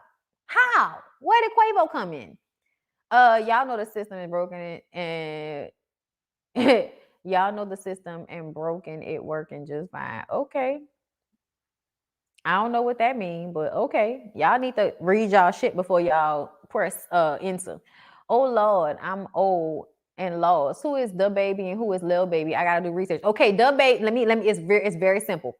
The baby is the big head nigga with all the teeth that kicked his baby moms out the apartment. Lil Baby is a rapper that's unproblematic as far as we know. Like Lil Baby has not gotten any trouble. Lil Baby is a good rapper. Lil Baby is out there making his moves, his money moves. We don't see him with any personal foolishness going on. So if they were dating, I would be here for it, even though, you know, Lil Baby is a special taste. But I like his music and he seems to be cool. Quavo made a post talking about switching hoes. Oh, that was not in here. Why was that not in here? Oh, Quavo, how bitch made can you be? Lil Baby is a serial cheater. I mean, he's 26. Y'all gotta stop expecting 26-year-old millionaires that are entertainers that are getting pussy thrown at them at every. You gotta stop expecting like loyalty as far as not cheating out of these men. Like, I would not expect a 26-year-old rapper to be like faithful. I would not expect a 20-something-year-old. I wouldn't expect a lot of 20-somethings to be faithful, but I damn sure wouldn't expect a 20-something-year-old rich rapper to be faithful. Never. Okay, I would never expect that. So if he's a serial cheater, that's because these little girls is dumb. I'm sorry. Thank you. Probably has never seen a healthy relationship either. Let them grow. Right? Right? He should have a strong face. He is of African descent. Okay. Thank you for the super chat. Chair. Thank you. Okay. Thank you, Cher. Okay, look, we're gonna call it that. It's scary because they portray black males as criminals as they just made it okay for white young males to openly take out criminals like psycho vigilantes. Which is no different than white mobs killing black people all through the history of this country and then covering up the towns they've murdered with water, or taking over the towns, or stealing people's land and property. I mean, girl, listen, I don't expect loyalty from Lil Baby, but Saweetie does. She shouldn't. How we know she does? Have we talked to her about this? Do you know her?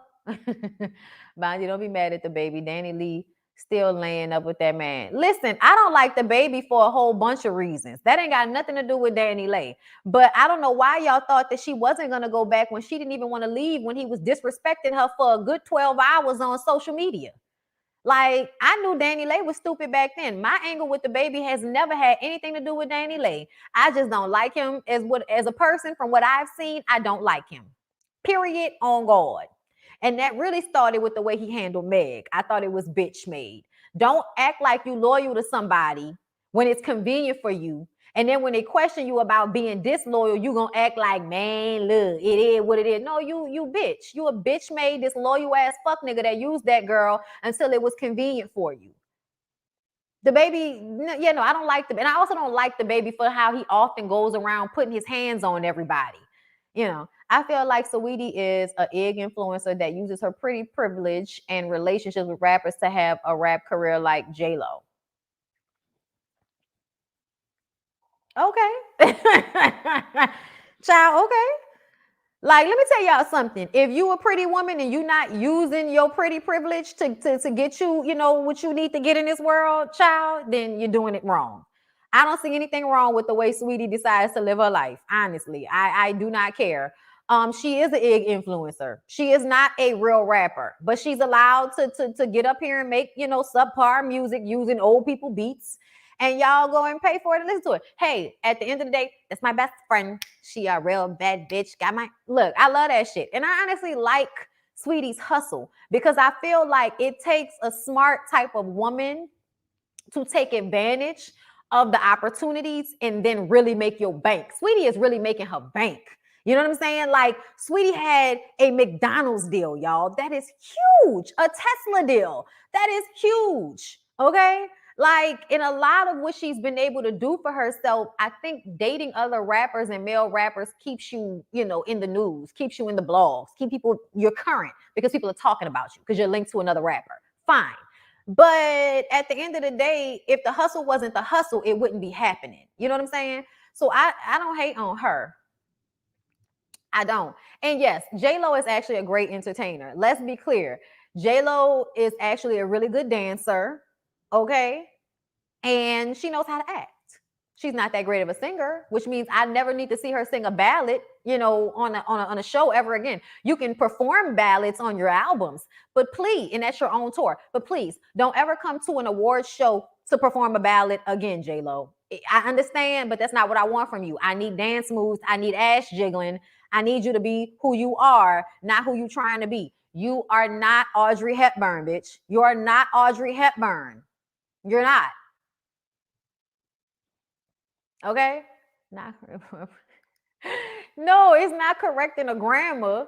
It's because people don't be writing complete sentences. So they leave words off and I don't know what the hell they talking about. Or they, you know, you autocorrect and shit be fucking up. So I need you to read it first before you send it to me and make sure it makes sense. Because if I read it on live and it don't make sense, then I don't know what to tell you. Okay?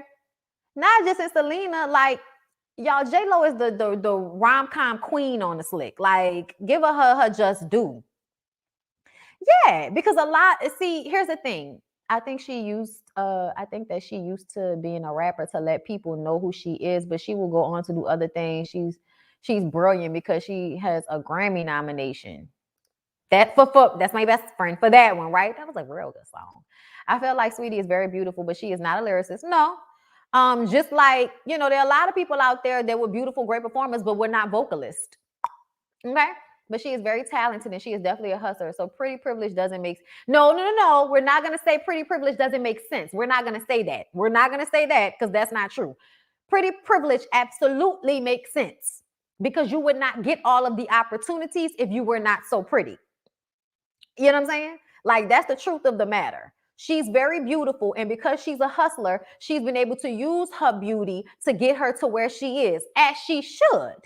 But it is definitely some pretty privilege involved in, like, the Saweeties and the Jay Nices and the Jada Cheeves and Irie Fletchers, you know, people who really essentially, and I'm saying this because, you know, they're influencers, but we don't know them the way we know people for doing music or acting or whatever.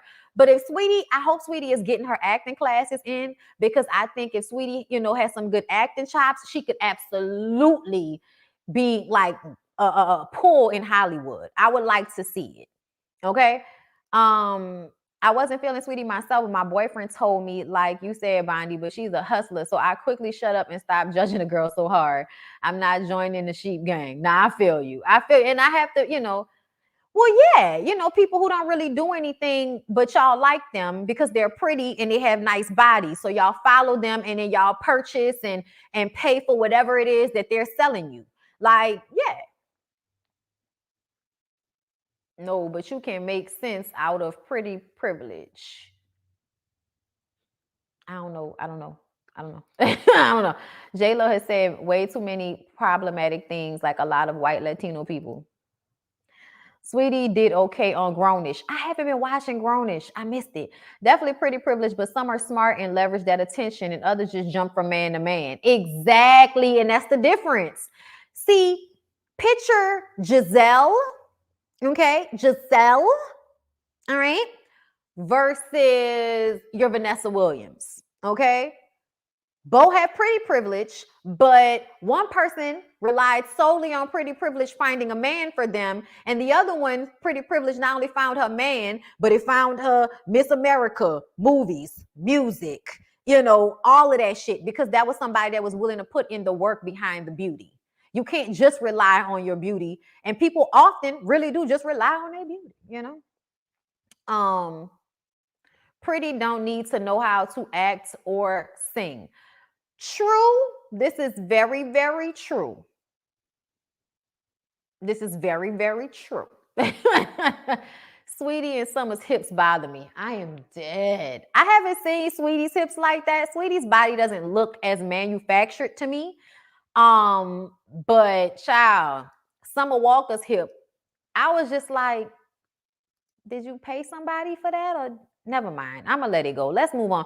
Because I feel like I don't want to be a Summer Walker hater. I don't want to be that, because I feel like she is a beautiful woman. She is a great artist. The young girls love her. You know what I'm saying? She makes music that y'all really like feel. And I love that for y'all and y'all generation. And this is when I realize I'm an old bitch. You know what I'm saying? Because when I want to cry, bitch, I'm calling Mary J. Blige, Erykah Badu, Jill Scott, Sade, Anita Baker. You know what I'm saying? Like, I'm calling it old hoes. And also, like, I'm not in the mood for y'all R&B. I'm not in the mood for y'all R&B. I'm not really in the mood for R&B, period. When I tell y'all, me and the rap girls are like this right now. Girl, me and the rap girls are like this, because I want to feel good. I don't want to be in like no sad ass place when I'm listening to music right now. And if I do, I'm going to listen to people that sing. You know what I'm saying? That I feel. But I am sad that Summer Walker has made all those changes to herself so early on. I don't like that, period, because I don't like what that feels like in the world and in society, that we all need to be finding ways to change ourselves in an unhealthy way so that we can be attracted to somebody versus just being ourselves and finding people that are attracted to us. And as an artist, I felt like that was so unnecessary. I feel like her face was already beautiful. Her body was already beautiful. Like, I hate when I see girls who are beautiful naturally, bodies naturally, and they still go and get fucking surgery to themselves, and then they come out looking like less beautiful versions of themselves. And you would just be like,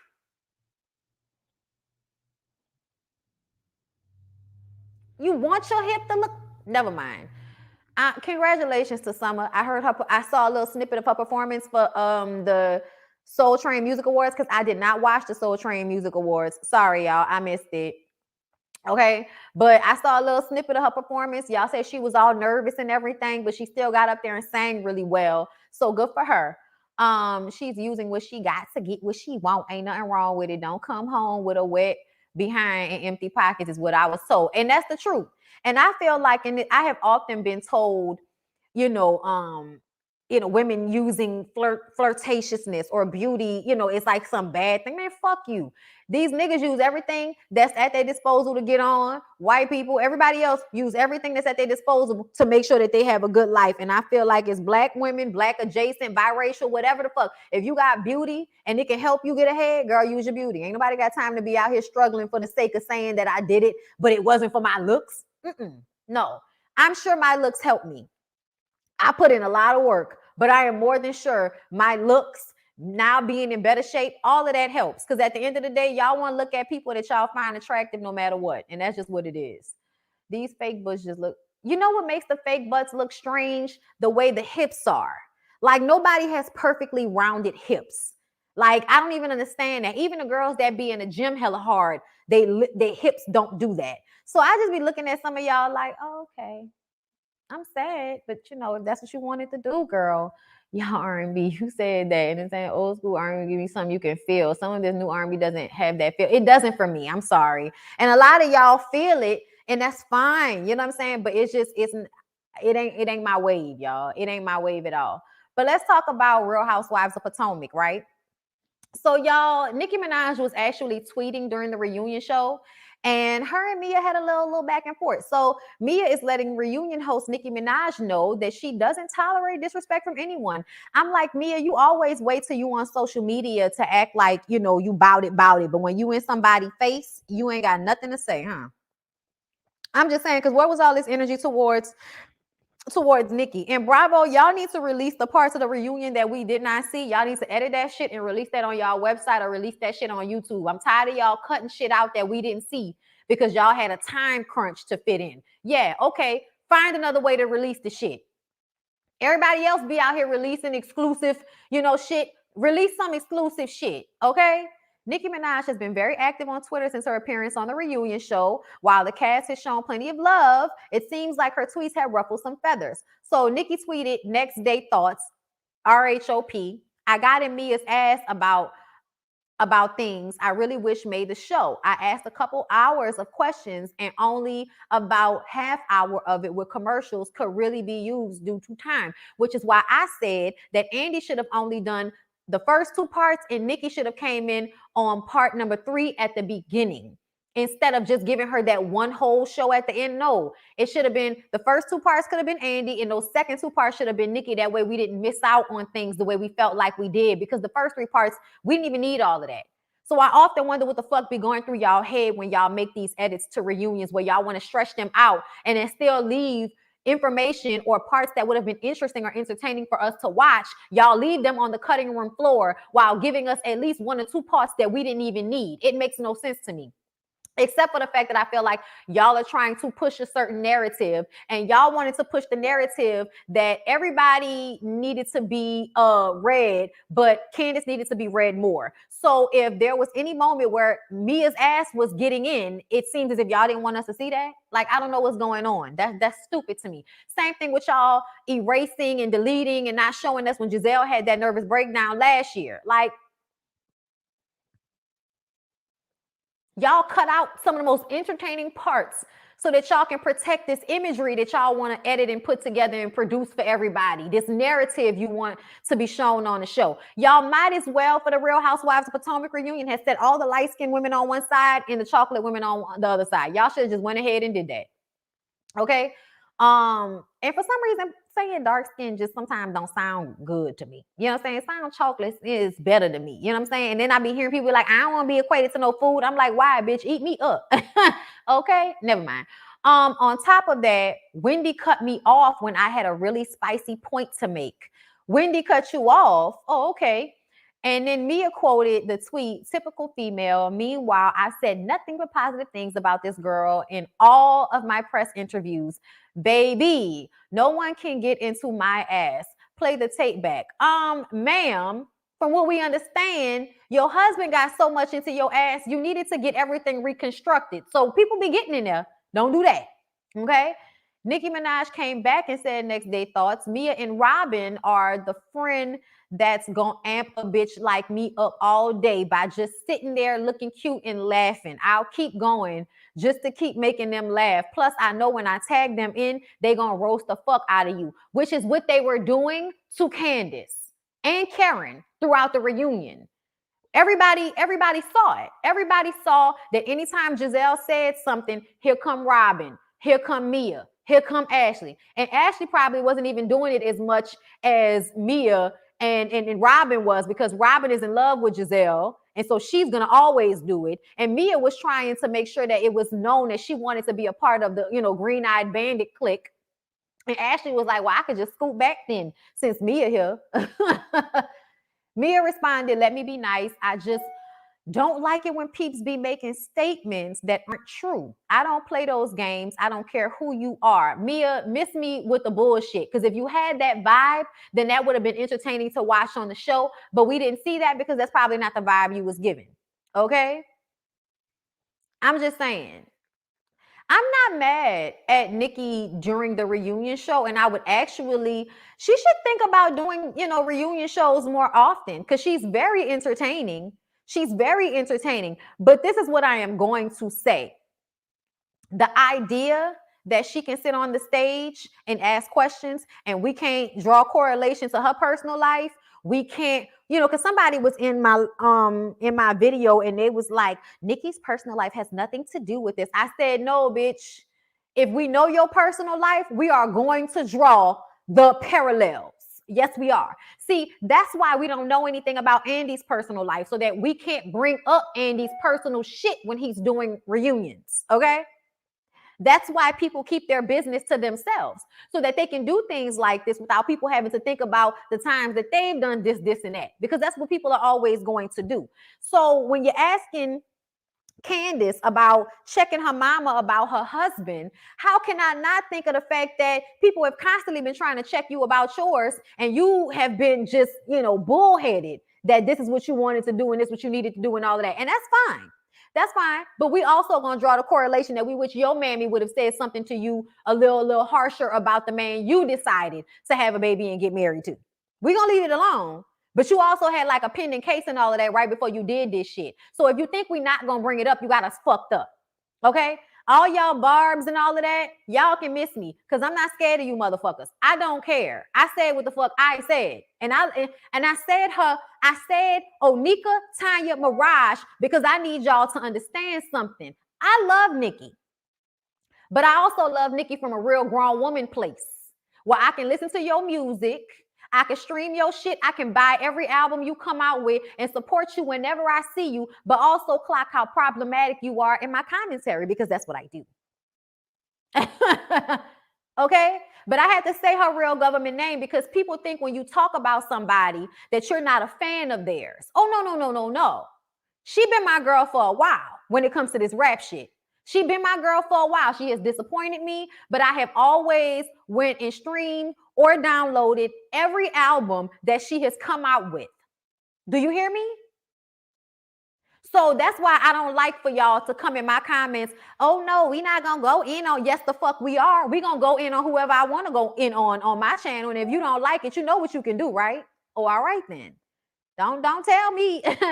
Okay? Because y'all be thinking that y'all talking to somebody that's not a fan. I'm just not a stan, and I'm an adult. So that's the difference. Scoot back. Thank you, though.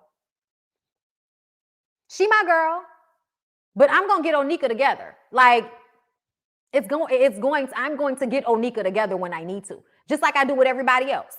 Okay? Y'all be wanting somebody to give y'all fave special treatment. No.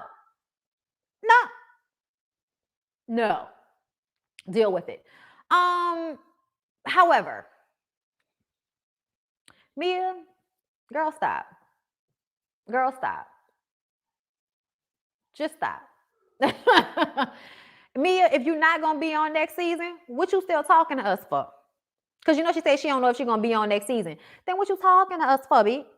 And Nikki, I really would like to see you do reunions more often, because I do think that you came with a special type of energy that I think reunion shows need, which is a host that can ask questions, have a certain level of respect that people will not try to gang up on her, but also have the temperament where I'm about to let you know what it is. And we just gonna move on from there.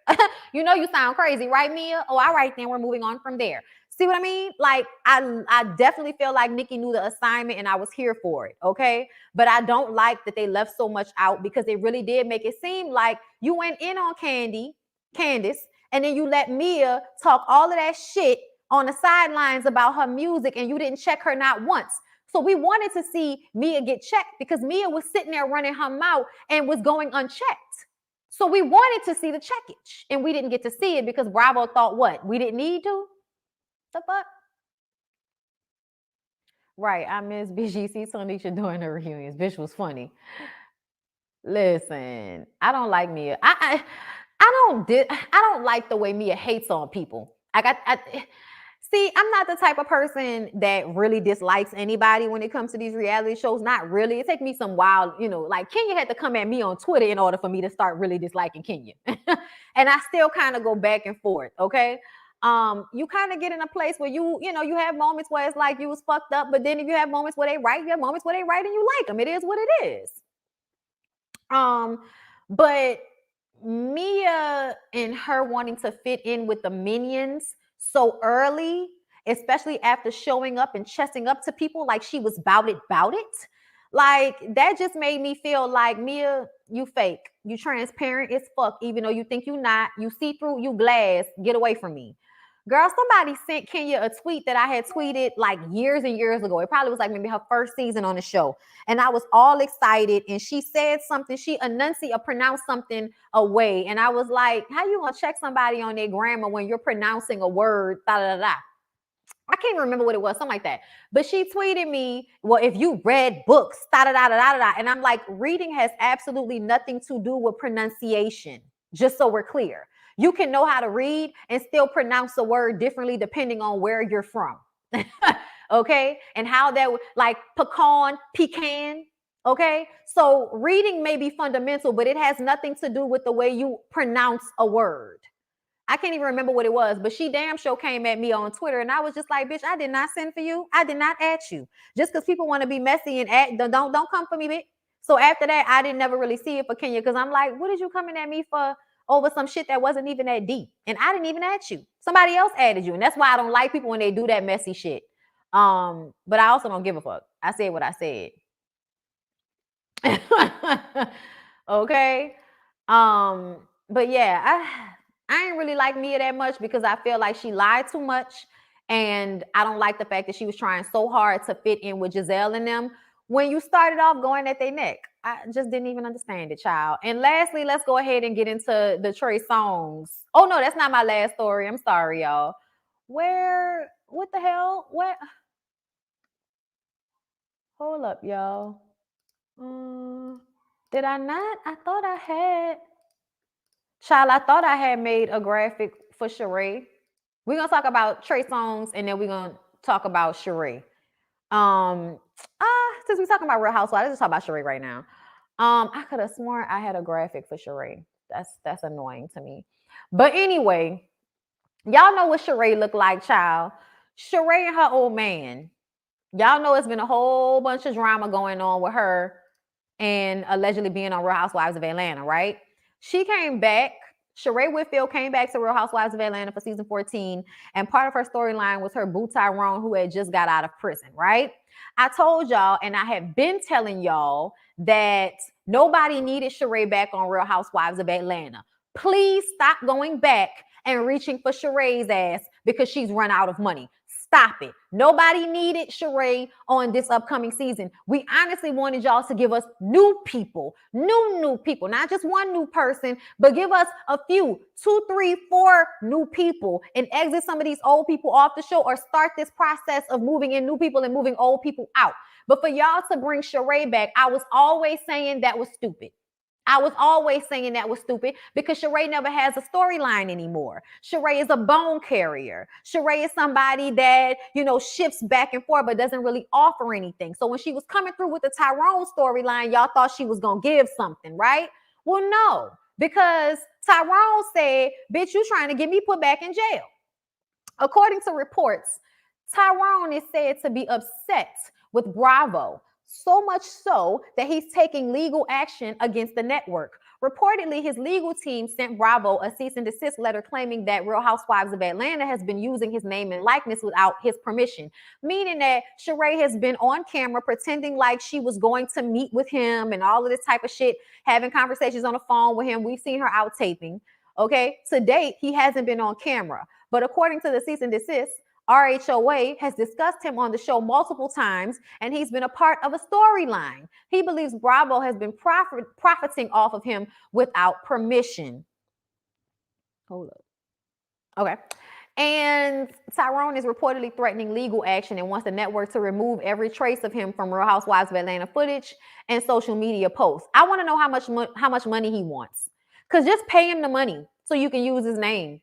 Like, how much money does he want? Because he probably just want the check because he ain't got no money. He just got out of jail. And I'm like, you knew that Sheree was going to try to use you for a storyline. So I'm trying to understand why you don't want to be involved now.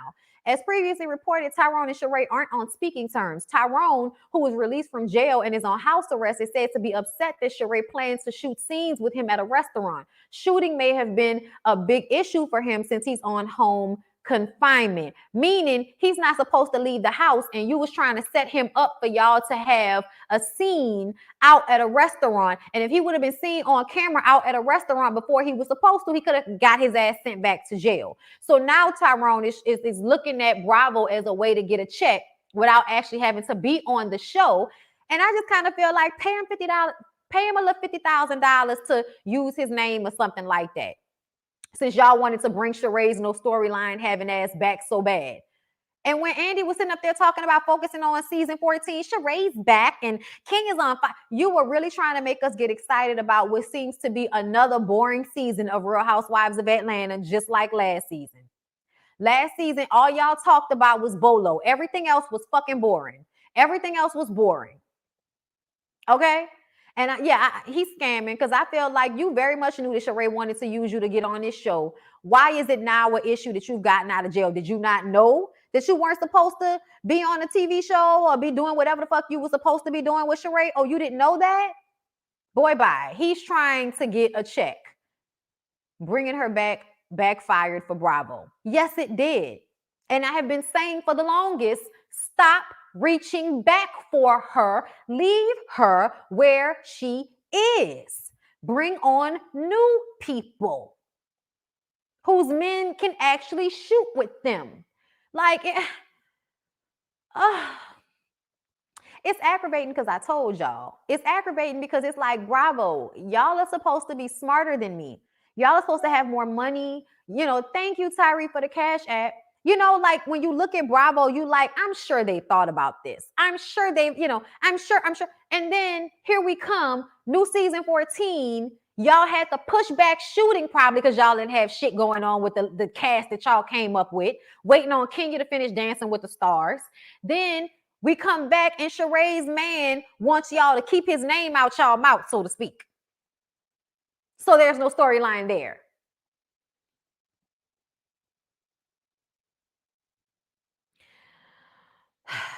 All right, Bravo. All right. There must not be any people of color on production, because that's the only, I don't even understand what's going on over there right now. I don't understand what's going on at Bravo right now. I thought Candy had asked for black production when the Black Lives Matter situation happened, and Bravo was trying to pretend like they cared about black people after making most of their money off of them. Because let's be very clear, Real Housewives of Atlanta was y'all pull. The rest of them hoes is cool. But we all know who was really pulling people to Bravo. And it damn sure wasn't, Teresa Giudice or whatever the fuck. Maybe for the white folks. But I'm just telling y'all, from black people point of view, I did not know about Bravo until Real Housewives of Atlanta. Maybe it's just me. I could be wrong. All right. But yeah, let's go ahead and talk. Candy asked for that for her special. I thought she asked for that for the whole show. Shoot, Bravo should have brought back Phaedra. No, they shouldn't have. She's another one that don't have no fucking storyline. Bring her back for what? She got her ass on marriage boot camp not too long ago for some fugazi shit. She don't have nothing going on either. And she also is the type of person that doesn't want to actually show her life. Phaedra nobody that is gone should be brought back. New people. Child, Andy tried to hype Sheree return so hard like someone cares. Funky Dineva already got her together back in the days. Child. Was the Bobby and Whitney show on Bravo? Yes, it was. But when I tell you, we was just watching, like nobody cared about the network is what I'm saying. Like Bravo wasn't a thing until Real Housewives of Atlanta. Bravo was just another channel that y'all put a reality show on basically at the time. But if you think we was giving a fuck about Bravo when Bobby and Whitney came out, being Bobby Brown. Like being Bobby Brown was a pull, but not to Bravo as a namesake. You see what I'm saying? Like, does anybody care about TNT? Except people that play basketball? It's a channel. People make money. We always watching TNT during the holidays and shit, but nobody's like TNT like they are Bravo. You see what I'm saying? So there could have been a show that we were watching, but it's not the same thing as Bravo creating the Housewives franchise for themselves and that not blowing up really until Real Housewives of Atlanta came out. Right. Wasn't a meaningful network back then. Right. Real Housewives of Atlanta carry Bravo to where it is now. Absolutely. Black people would not really be paying attention. We was watching Being Bobby Brown, but we was not paying attention to the fact that it was on Bravo. We just knew it was on Channel 40, and we had that channel, and we was gonna watch it. That's all we knew. Okay. Not TNT catching a straight, but bitch, I could have said TBS, USA, all of the channels that we know we watch. But you don't like. It's not like Bravo. Like they don't have a reality show that is indicative to their network in that way, and that makes them, huge and on this scale to be able to afford to pay, what 6 women make, sometimes less than that, more than that, whatever, $100,000 every season. Yeah, that was Nene was on top of her game. It sounds like producers in the network are taking Real Housewives of Atlanta for granted. Housewives Orange County, I believe, was the first one. Yeah, no. Orange County was first. Then I think New York, then Jersey.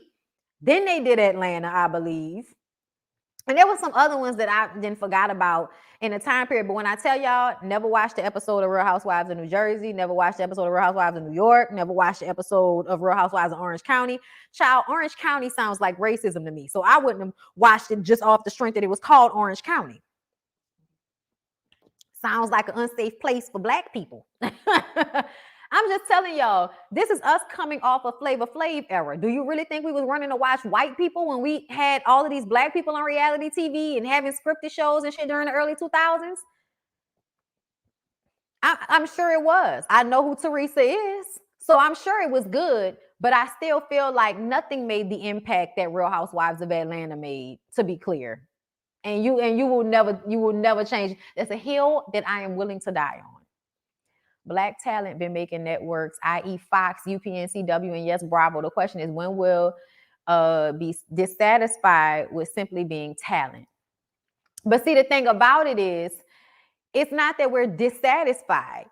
It's just that, here's the thing. Black people aren't going to watch something if there are no Black people on it a lot of times. So network know if we want Black people to watch this show, we got to put Black people on it. Nobody sees behind the scenes people. So nobody's going to not watch a show because Black people aren't a part of the production, because production is not seen. You see what I'm saying? So to me, it takes for those companies, those people that are on those shows, to make those types of power moves. Real Housewives of Atlanta at one point, to me, had the power to make those moves, and I don't know if they ever felt like it was necessary. Wasn't Nick and Jessica on VH1? Child, I don't remember. That was a long time ago, child. Jessica don't even look the same no more. But let's go ahead and end it with Trey Songz, y'all. Because Trey Songz always got something with him sexually harassing somebody. So Trey Songz has not publicly commented on this situation via social media, but this matter notably hold on, wait. Did I skip something? Yeah, no, I skipped it. Sorry, y'all. Okay. Trey Songz has once again been accused of sexual misconduct. On Monday, news broke that Trey Songz is being investigated over sexual assault allegations in Nevada. According to Los Angeles authorities, a report about the matter was made this past Sunday. So somebody made a report this past Sunday, and the alleged assault supposedly went down at the Cosmopolitan Hotel, Vegas. Okay, specifically, Trey Songz and his entourage were in Las Vegas. Las Vegas, showgirl. Okay, y'all, that damn book with this Jamaican accent. I'm sorry. Okay, they were in Las Vegas this past weekend to celebrate the R&B singer's 37th birthday. Child, not a Sagittarius. That's why he's a demon. Not a late November Sagittarius. Oh my God. I'm sorry, y'all. I'm just playing. The alleged assault is reportedly to have occurred after the group brought numerous women back to the hotel after a night of partying at Dre's Beach Club and Nightclub. Okay. Law enforcement officials claim that Trey Songz has been fully cooperative in the investigation so far, and no arrests have been made on the matter. Trey Songz has not publicly commented. The matter notably comes almost 8 months after the neighbor. Oh my God, y'all, this one that I wanted to die so bad. Oh my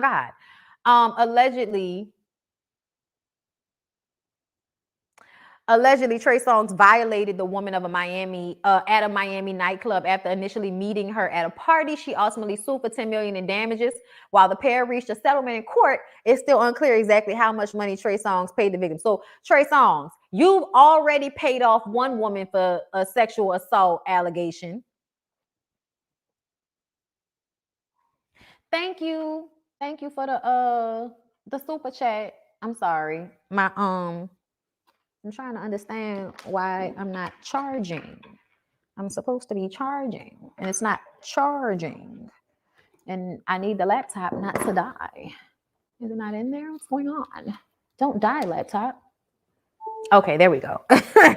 All right. So yeah, this is another time that Trey Songz has been accused of sexually assaulting someone or some type of misconduct. They didn't say if it was him or his entourage, but this is you once again being linked to a situation. And to me, it sounds like whatever they said you did that first time, you did something along those lines in order to have to pay that person off.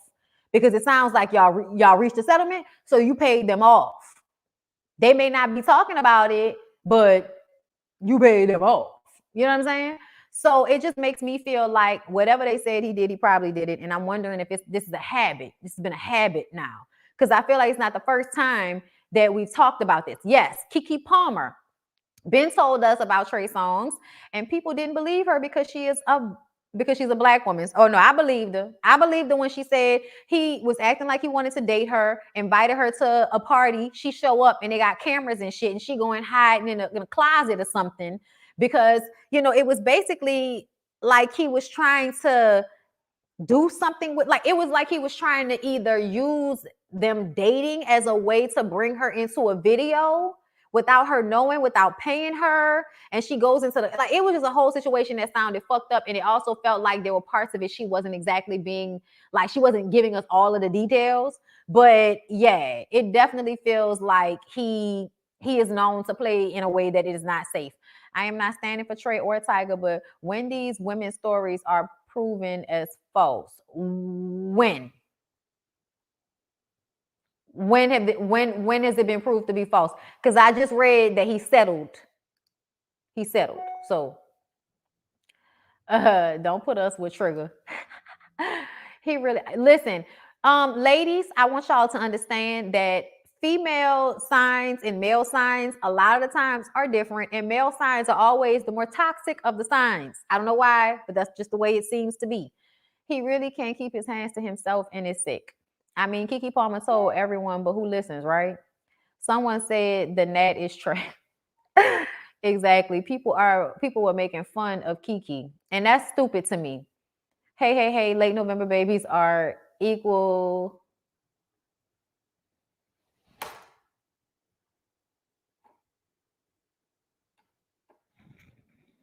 Damn. Bitch. Anyway, sorry, y'all. Somebody come get Bill Cosby grandson and R. Kelly's.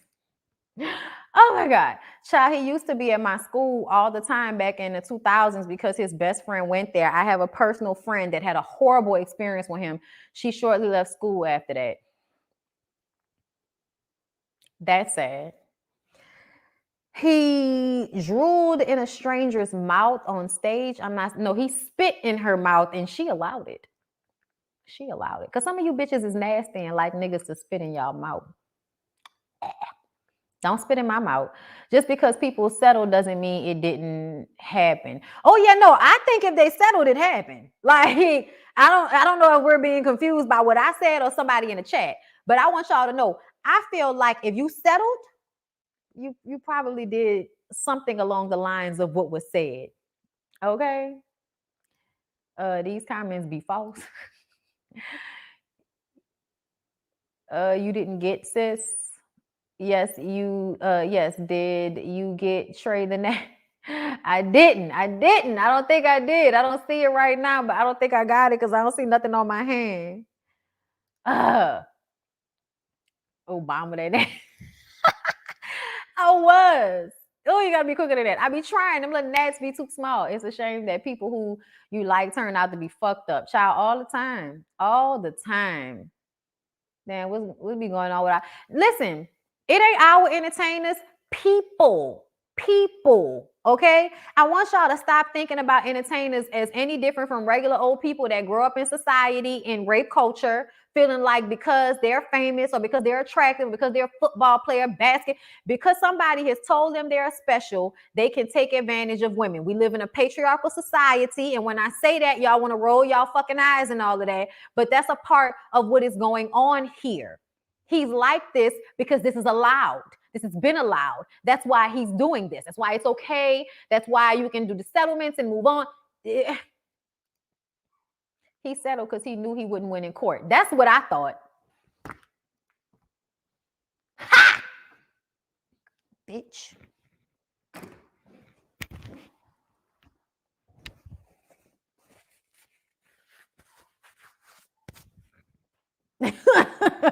Okay.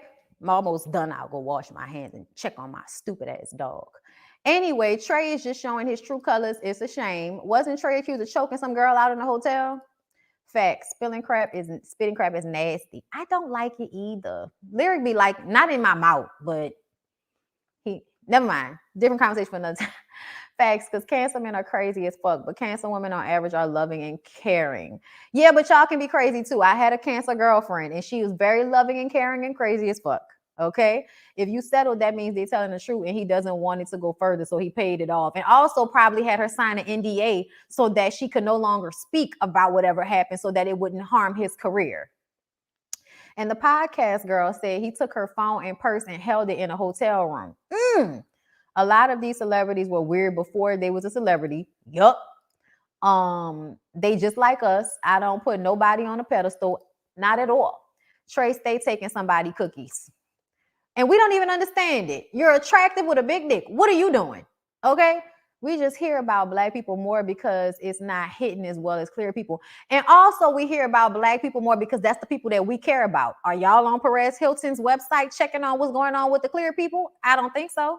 Not like that. When it makes its way to us, yeah. But ultimately, unless it's like J-Lo and them, like you have to be at a certain level for black people to care about what's going on with white people. Like we don't be caring about what's going on with Sarah Jessica Parker and whoever's popping in white people land. Like nobody cares like that. They also keep their shit under wraps better. And then they throw their money in it, i.e. settlement. Right. Child. Let me slide down. Thank you for the super chat, Sade Arenas. I love to catch your I love you, happy to catch your live. Thank you. Love you back. Lyric likes spitting, okay, but just not spitting in anybody's mouth. And it's not that he never mind, but he likes spitting. I remember he tried to have a house party and secretly film her for his video. Yes, that's what it was. I'm sleeping with a November Sag. Pray for me. I will, because I used to go with a December Sag. And when I tell you, child, yes, let's cancel with all of the above. Right, women should be throwing it at him. So what the fuck he gotta take it? That's because and for a lot of men, it's not about the women that want them. It's about the conquest of trying to get somebody that doesn't want you, or catching somebody off guard, or having control over them in a sexual experience. It's not about pleasure. It's not about getting bitches. It's about taking advantage of someone and taking something from them so that you can feel powerful, right? Women should be, right. Michael Jackson settled but didn't do the crime because he was afraid of the scandal, but they tried again and he had to fight it because it was coming to be a habit. It was also a habit for him to end up being around children all the time. But I'm going to let it go because I know how y'all feel about MJ. But I also feel like Michael Jackson was very problematic. The reason why that kept happening to him is because he kept having children around him. I don't think he did anything, but I absolutely think he had children around him in relationships with children that were weird. And because of that, that left him open for those types of lawsuits. And people used to tell Mike, hey, Mike, stop hanging with kids. Hey, Mike, you're a 30-something-year-old man. Can your best friend be an adult and not Macaulay Culkin? You know what I'm saying? Like, hey, Mike, can we stop having like that one kid with you all the time when we see you traveling back and forth? Because the paparazzi are catching pictures. People said, Mike, stop, and Mike did not stop. Michael continued to surround himself Thank you for the super chat, Saweetie. He continued to surround himself with kids. In a lot of ways, it seemed inappropriate because most adults would find something wrong with a 30-something-year-old man spending a lot of his time with children that are not his children. Mike could have been a kid psychologically. That's very much true. But I feel like people can say the same thing about R. Kelly, that he was a kid psychologically. Okay? So what I am going to say is that a lot of the times when people are settling, it's because they've done something. And I think with Trey did something. Now, Mike, yes, Mike might have been settling because he didn't want stories to hit the public. He didn't want to deal with it. He had so much money. It was easier just to throw money at an issue than to have to keep going to court for it. Get it. But at the end of the day, it became a habit because you kept doing the shit. You kept being around these kids when people were telling you this isn't a good look. But you know, they not ready for those conversations. They not. They want to keep believing that somebody was out here, you know, pointing out shit that was okay, I guess.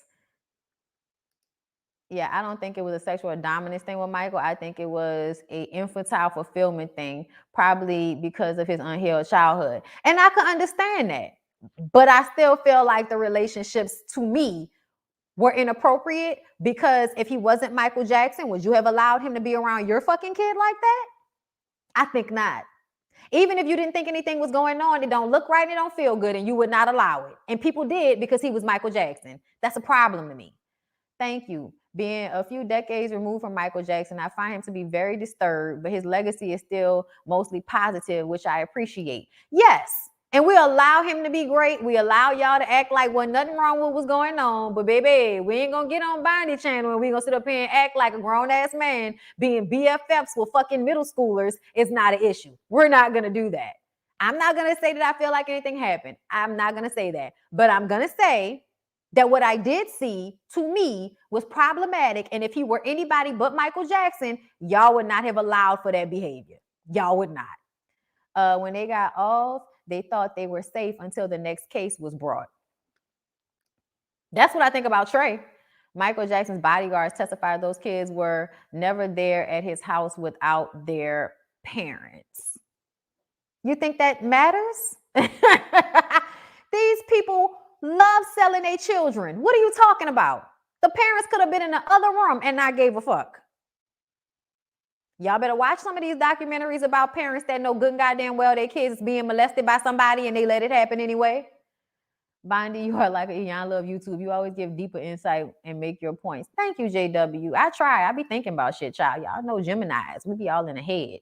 Trey Songz is a trade. That's why he keeps having these moments with the women. He needs to become one with himself before he can change. Oh, so you think he gay and that's why he's assaulting women? Okay. A lot of us women need to have morals and values about ourselves and stop going around these men like groupies because this is what a lot of them does.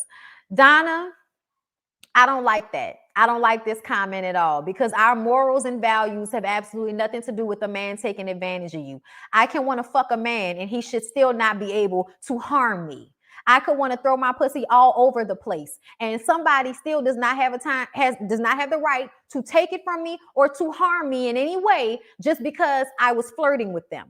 Y'all have really got to get out of the mindset that if a woman has morals and values, that means a man isn't going to still find a way to take advantage of her. Because the last time I checked, Keke Palmer had morals and values and he still tried to play her. Stop doing that. Stop doing that. I had to get out of that mindset as well. I don't care what a woman is doing. That does not give a man a right to take advantage of her and then turn it around on her like it's her fault because she didn't think highly enough of herself. Get the fuck out of here. No, I could be passed out naked on the ground in Times Square and ain't nobody supposed to stick a finger or nothing inside of me. You ain't supposed to do nothing, but hey, ma'am, do you know you laid out here naked in Times Square? Do you need help or should we call the police? Nobody should take that as a moment to try to have sex with me if I don't want to have sex with them. Do you see what I'm saying? Y'all got to unlearn these things, older women. Okay, because that's a part of rape culture. It's finding a way to blame women for what men do instead of asking that the men have the morals and the values not to take advantage of said situations. Okay, because you can be you can be Mary, mother of God, and if the right evil man comes into contact with you, he will make everybody believe that you was the whole Babylon, all because he's a man. Okay.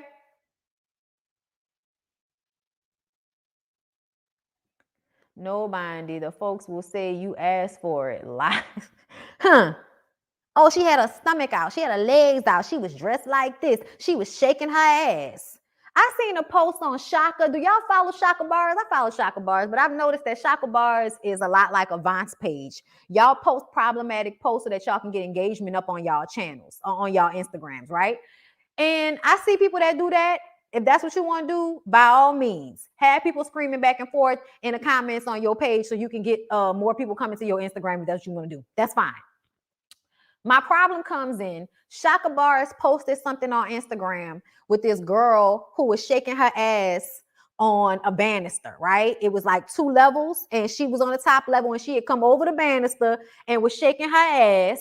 And these men was coming up, like one man was trying to like get her down. This other dude comes and just starts touching and grabbing on her ass, right? And I don't know if she was okay with it or not. I couldn't tell. She looked like she was drunk and trying to dance and not fall at the same time, which is like, bitch, get your drunk ass down before you hurt somebody or yourself, okay? But Shaka Bars puts in the caption, you can't, like what? You can't be begging for attention and then also expect respect? Is that a fact? So I can't want attention and also want respect. Is that what you're telling me?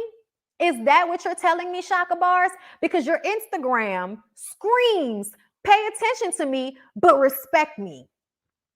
It screams, I'm going to post bullshit so that you can pay attention to what I'm doing. Okay? I'm going to clickbait the fuck out of y'all. I'm going to post things to get y'all to pay attention to my page. Okay? I'm going to post problematic posts and then put in the caption, but go look at my previous post. What the fuck are you talking about? You're doing exactly the same thing, begging for attention and then asking for respect because you eat vegetables and fruit and you woke. What? Y'all gonna get out of my face with this. I want everybody to understand that a woman is entitled to shake ass, lift legs, and do whatever the fuck she wants to do with her body, and you are still expected to respect her unless she disrespects you. Y'all really have this idea in y'all minds that women can be doing something all on their own, whether they're dancing, looking good, whatever. They could be doing whatever the fuck they doing. And because you have deemed them less, that means that they're not deserving of respect. When the truth of the matter is, any human being is due respect, especially the respect that comes with you not touching them without their permission, you not accosting them without their permission. I don't care what I do. You don't have a right to touch me. I don't care if I am naked in the middle of the street. You don't have a right to touch me. You don't have a right to disrespect me. I need for y'all to get that out of y'all head because it's not true. It is not true that a woman cannot want attention and respect at the same time. No. Listen, I'm on YouTube. I am on YouTube. I am an entertainer. Of course I want attention. Of course I want attention. What the fuck are we talking? And then another thing I don't like is when y'all act like people in general don't want attention. People in general want attention no matter what. Whether you want attention from your loved ones, whether you want attention from your people, whether you want attention from people who you want to give attention to, everybody wants attention. Because if we're not getting attention, we're alone. We're lonely, okay? Get the fuck out of here. Everybody wants attention. I can't stand that shit. Now, when people decide that they want to go far for attention, okay, great. But that lady shaking her ass in a club on a banister meant that she didn't deserve respect thereafter. So a man would then be entitled to assault her because she was drunk and shaking her ass on the banister. Is that correct? Is that correct? Okay. With that logic, whenever a man does something that a woman finds disrespectful or out of pocket. You know, a lot of y'all men walk around being disrespectful, annoying as fuck, dressing in tight jeans. Child, y'all do a whole bunch of stuff that we feel like is bitch made and doesn't require respect. So if we feel like you as a man are bitch made and you don't deserve my respect, does that mean I get to knock you over the fucking head in the alley and put something in your ass? Let me know. Make sure y'all cash at me in case I don't get my money on this video. But I'm just saying, because I have to twist it for y'all a little bit so that y'all can understand what y'all are saying to me when y'all say shit like that. All right. It's basically that you're telling me that I get to decide in my mind the respect another person deserves. And so I can then go and harm them based off of the fact that I feel like that person doesn't respect themselves. That means I can go do something to them. That's what y'all are saying when y'all say that women, you know, begging for attention and then expecting respect. No, bitch, you're going to give me this respect because I'm a human being. You're going to give me this respect because I didn't disrespect you. If you didn't want to see my ass, then look the other way. We in a club. What you thought?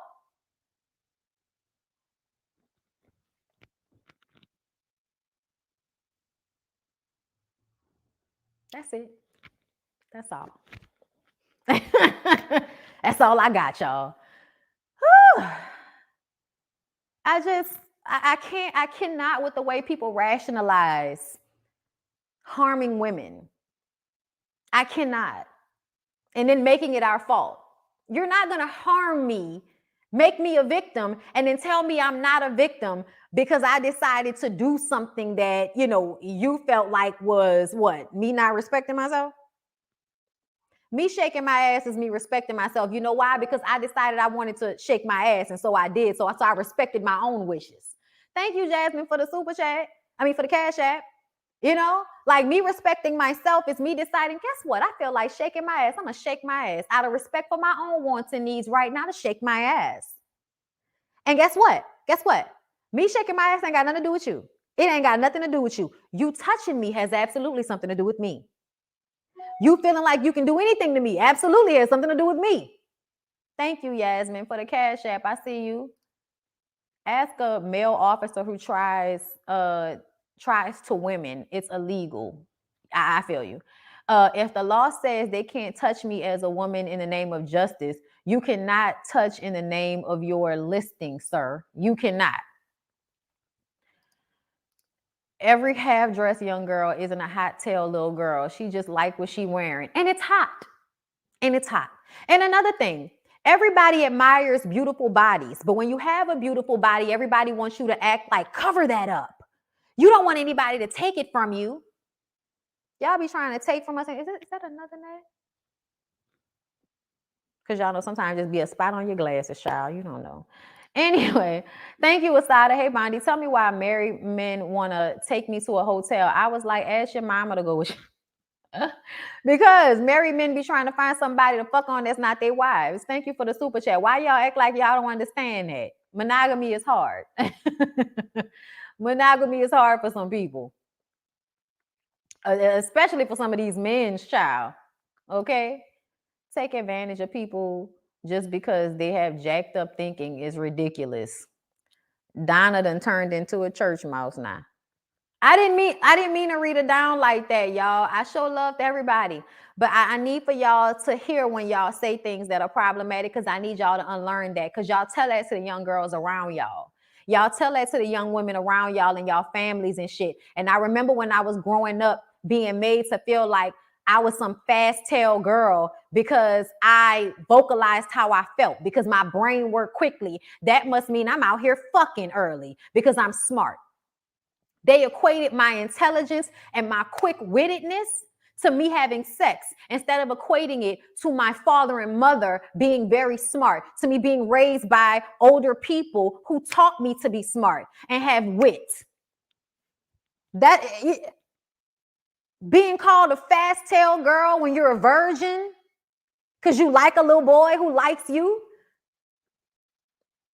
I'm sorry, y'all. I'm always going to get y'all together when it comes to that, because that ignorant shit was detrimental to me growing up.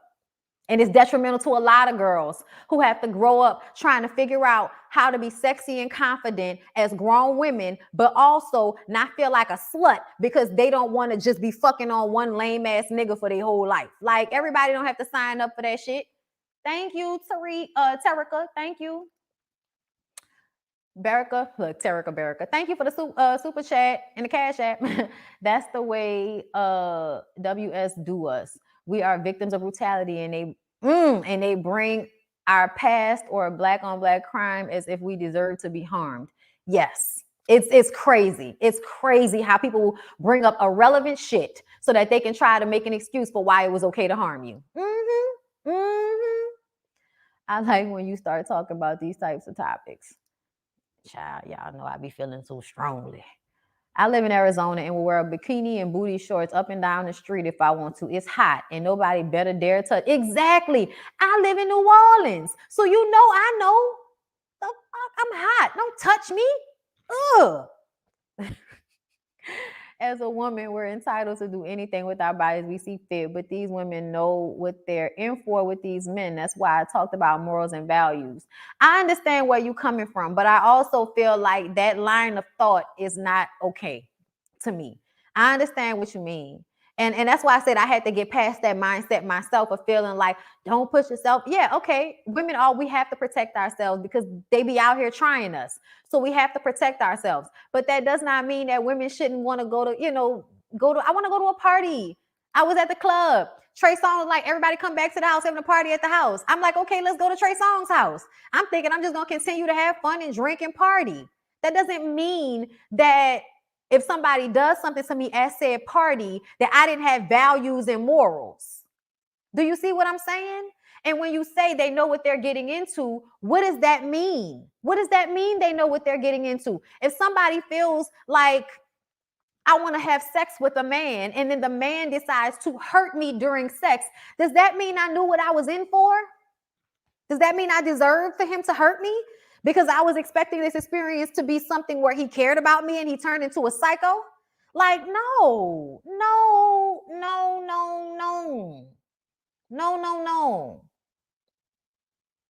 Yes, Donna, as Black women, we are judged and taken advantage of all the time. And I do understand what you mean by protecting ourselves. I got you.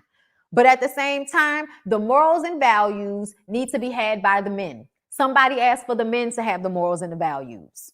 That's what I want. I want for the conversation to be, these men need some fucking morals and values, not these women need to have morals and values so that they don't put themselves in situations for men to do this to them. Do you hear me?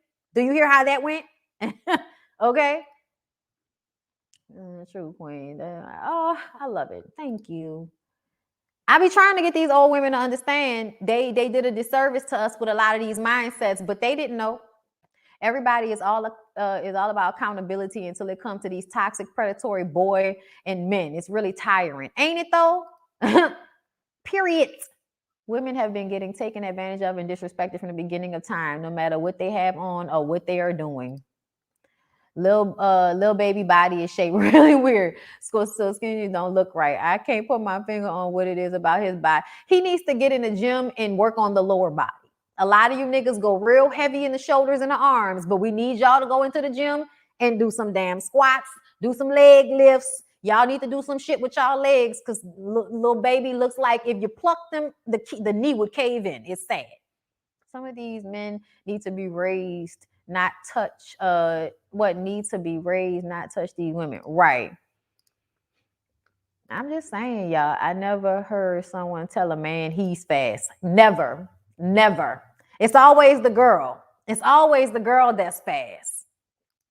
Because for some reason, it's to be believed that even though men are the ones that are predatory, even though when I was 14, even though when I was 12, 13, the young boy whose mama called me fast, okay, he saw me across the street and decided that he wanted me. And because I reciprocated his liking, then all of a sudden I'm fast, even though he saw me and sought me out. But now that I'm responding to him and I'm fast. Mind you, we were young and virgins, but I was fast because your son likes me. Correct.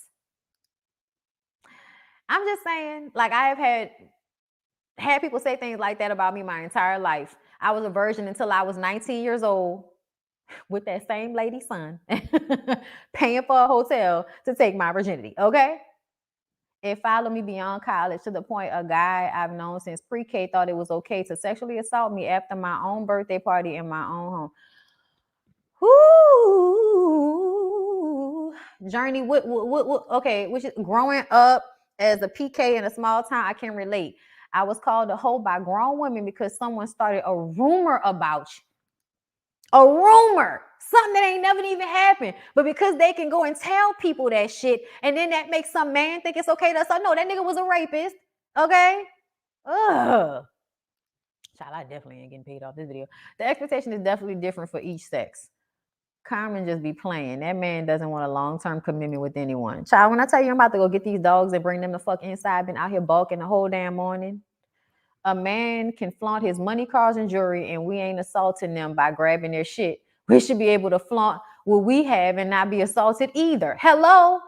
Because y'all wanted us to be so mad when Cardi B and them was knocking these men over the head and stealing their money. Y'all wanted us to be so upset about that. But the truth of the matter is, you play pussy and sometimes you get fucked. It is what it is, okay? I was treated by my dad as if I was fast and needed to cover myself. I'm glad my daddy never really made me feel like that. That's fucked up. Because I feel like nobody wants to feel like that from their daddy, you know? Child, I used to keep that part of myself very... And I think he also learned from his dealings with my sister, because I feel like my daddy made a lot of mistakes with my oldest sister. And so by the time I came along, he had kind of curtailed some of that. So I didn't experience him shaming me for my sex like that. He just created a separation once you got to a certain age where things within your mom's purview. And when these little boys come around, they're going to know you got a daddy that will kill somebody for you. And that was pretty much it. My problem is that women know that how these bad boys are. They will get with these men anyways. Then when they do them dirty, they want to go on social media saying men ain't shit. I get that, but that doesn't change the fact that men ain't shit. Just because I knew he wasn't shit beforehand does not change the fact that after the fact, he still ain't shit. See what I'm saying? Yes, Summer Walker, you're stupid for getting that nigga's name tattooed on your forehead, but we're going to listen to that. Well, y'all gonna listen to the album when she come out crying about whatever happened with Larry, child. I suspect Carmen the type of man that expects strong-willed women to be submissive. That's hilarious. Don't you love that? Like, oh, let me get with this strong-minded woman so I can see if I can break her to be a submissive bitch. Tiffany Haddish was like, I think not. Tiffany Haddish, Angela Rye, Serena was all like, Carmen, the dick is great, but no one's submitting, honey. Stop it. Oh my God, I know how that feels as a PK child too. The church ladies are the worst with the gossiping and shaming. Meanwhile, getting pregnant by pastors and shit. Show her ass up. That's why I don't let old people, I don't care who you are. I respect my elders, but only to an extent. Another hill I am willing to die on. Thank you, Berica. Like that nasty uncle who touched little girls gets a pass while everybody tells the girls how to act around him. Older women need to protect these young girls. They project their insecurities onto them. Yes, they do. Instead of seeing what needs to be fixed based off of their own childhood. Oh yeah, I'm sorry, but I'm gonna respect you up until a certain extent. I will never put my hands on an old person. You know what I'm saying? Especially if they don't put their hands on me. But don't talk to me crazy, old person, because I will respectfully curse you the fuck out. Respectfully, excuse me, kiss my ass. I literally can't even see Carmen in a relation. Does he even talk? He does. I'm sure he talks a lot. Man, what you mean? Has a lot of conversation, but a head nod goes like this, you know? Someone that's not guilty wouldn't keep getting into the same problems over and over like Trey Songz. They would get help, change, move differently. Trey Songz is guilty, red flag. I absolutely feel like if somebody wasn't really assaulting people, they would be moving differently. Like where these, you ain't seen Kevin Hart out here getting caught up banging nobody out recently, have you? Child, Kevin Hart was banging the fuck out that girl in that hotel. Ain't seen it, ain't seen nothing like it since. Yes, I'm my old church. They cover your legs with a sheet if you wear a skirt to protect men from lustful thoughts. I'd have been like, those men need to check their lustful thoughts and leave my fucking knees to be seen. Thank you. I've cursed a few old ones out in there. Child, old people be mean as hell. The breakdown with Common is he does not want kids. Okay. Somebody said he didn't want more kids. I was like, I know he had kids, but he doesn't want kids. Child, that's a conversation that people had ahead of time. Okay? I don't know, Bondy, old head or not. If you assault my children, well, no, not all old heads, my love, because that's how my people was. My people did not play. If somebody do something to you, you tell us. Everybody, my aunts, grandmother, like it was always like, as long as I can remember, y'all, if somebody do something to you, you better say something. If somebody do something, you better say something. That's how I was raised, which is probably why things did not happen. Not just because I had, both parents and an overprotective father and all of that shit, because that helps. I'm sure I was saved from many a bullshit situation because of my parents and their overprotectiveness. But specifically, when you raise your child to speak up for themselves, predators don't like that. Predators like to fuck with children that they think they can convince not to tell somebody. And I was always very clear that if I made it back to my daddy after somebody did something to me, I was safe enough to say, Daddy, somebody did something to me. You know what I'm saying? Like, I was always going to run home and tell Jerome, and everybody knew that. Everybody knew that Brittany, Tish, Jerome's daughter, you can't do nothing to Jerome's daughter, because Jerome's daughter is going to tell her, Daddy, somebody did something to me. And then Jerome is going to kill you and then get off because he knows all the judges and police officers in the city right now, at the time. My daddy definitely created an environment that my kids are not who you want to fuck with. Just because you're older, that doesn't mean you can't be gathered like your laundry. Okay? My dad, Dwight Jerome, is the same way. Okay, my parents would speak our minds, not be disrespectful, but we were able to be labeled smart. Yes, smart aleck. Absolutely. Anytime you're not stupid, you're smart aleck. Anytime you don't allow somebody to say some shit that doesn't make sense around you without you saying, but da-da-da-da, you're smart aleck. Because adults don't like being sunned by children. So they find a way to shame children who are smart because they felt dumb in the moment. Yeah, they tried that shit with me often, and I just started to think that smart aleck was something y'all say when y'all can't handle my mouth, and that does not mean that I'm not going to say what I want to say. Oh, Lord. All right, I hope I done got y'all through y'all work day. I done been on here damn near 3 hours. I helped y'all through y'all work day. Y'all feel good? Y'all had a good time? Y'all happy? I hope you are. I hope that this helps you get through your work day. I hope y'all enjoyed. Y'all know I love y'all, and y'all know I love our talks. Okay. And that's why I be liking to gather shit to come to y'all and talk to y'all about. Don't forget, tonight is the Ooh Ladies First panel. Tonight on Jamie That's Me's channel. Come see me and the girls. Got a cute little show for y'all. And just be looking for us, because we will be coming to you guys in the next couple of weeks.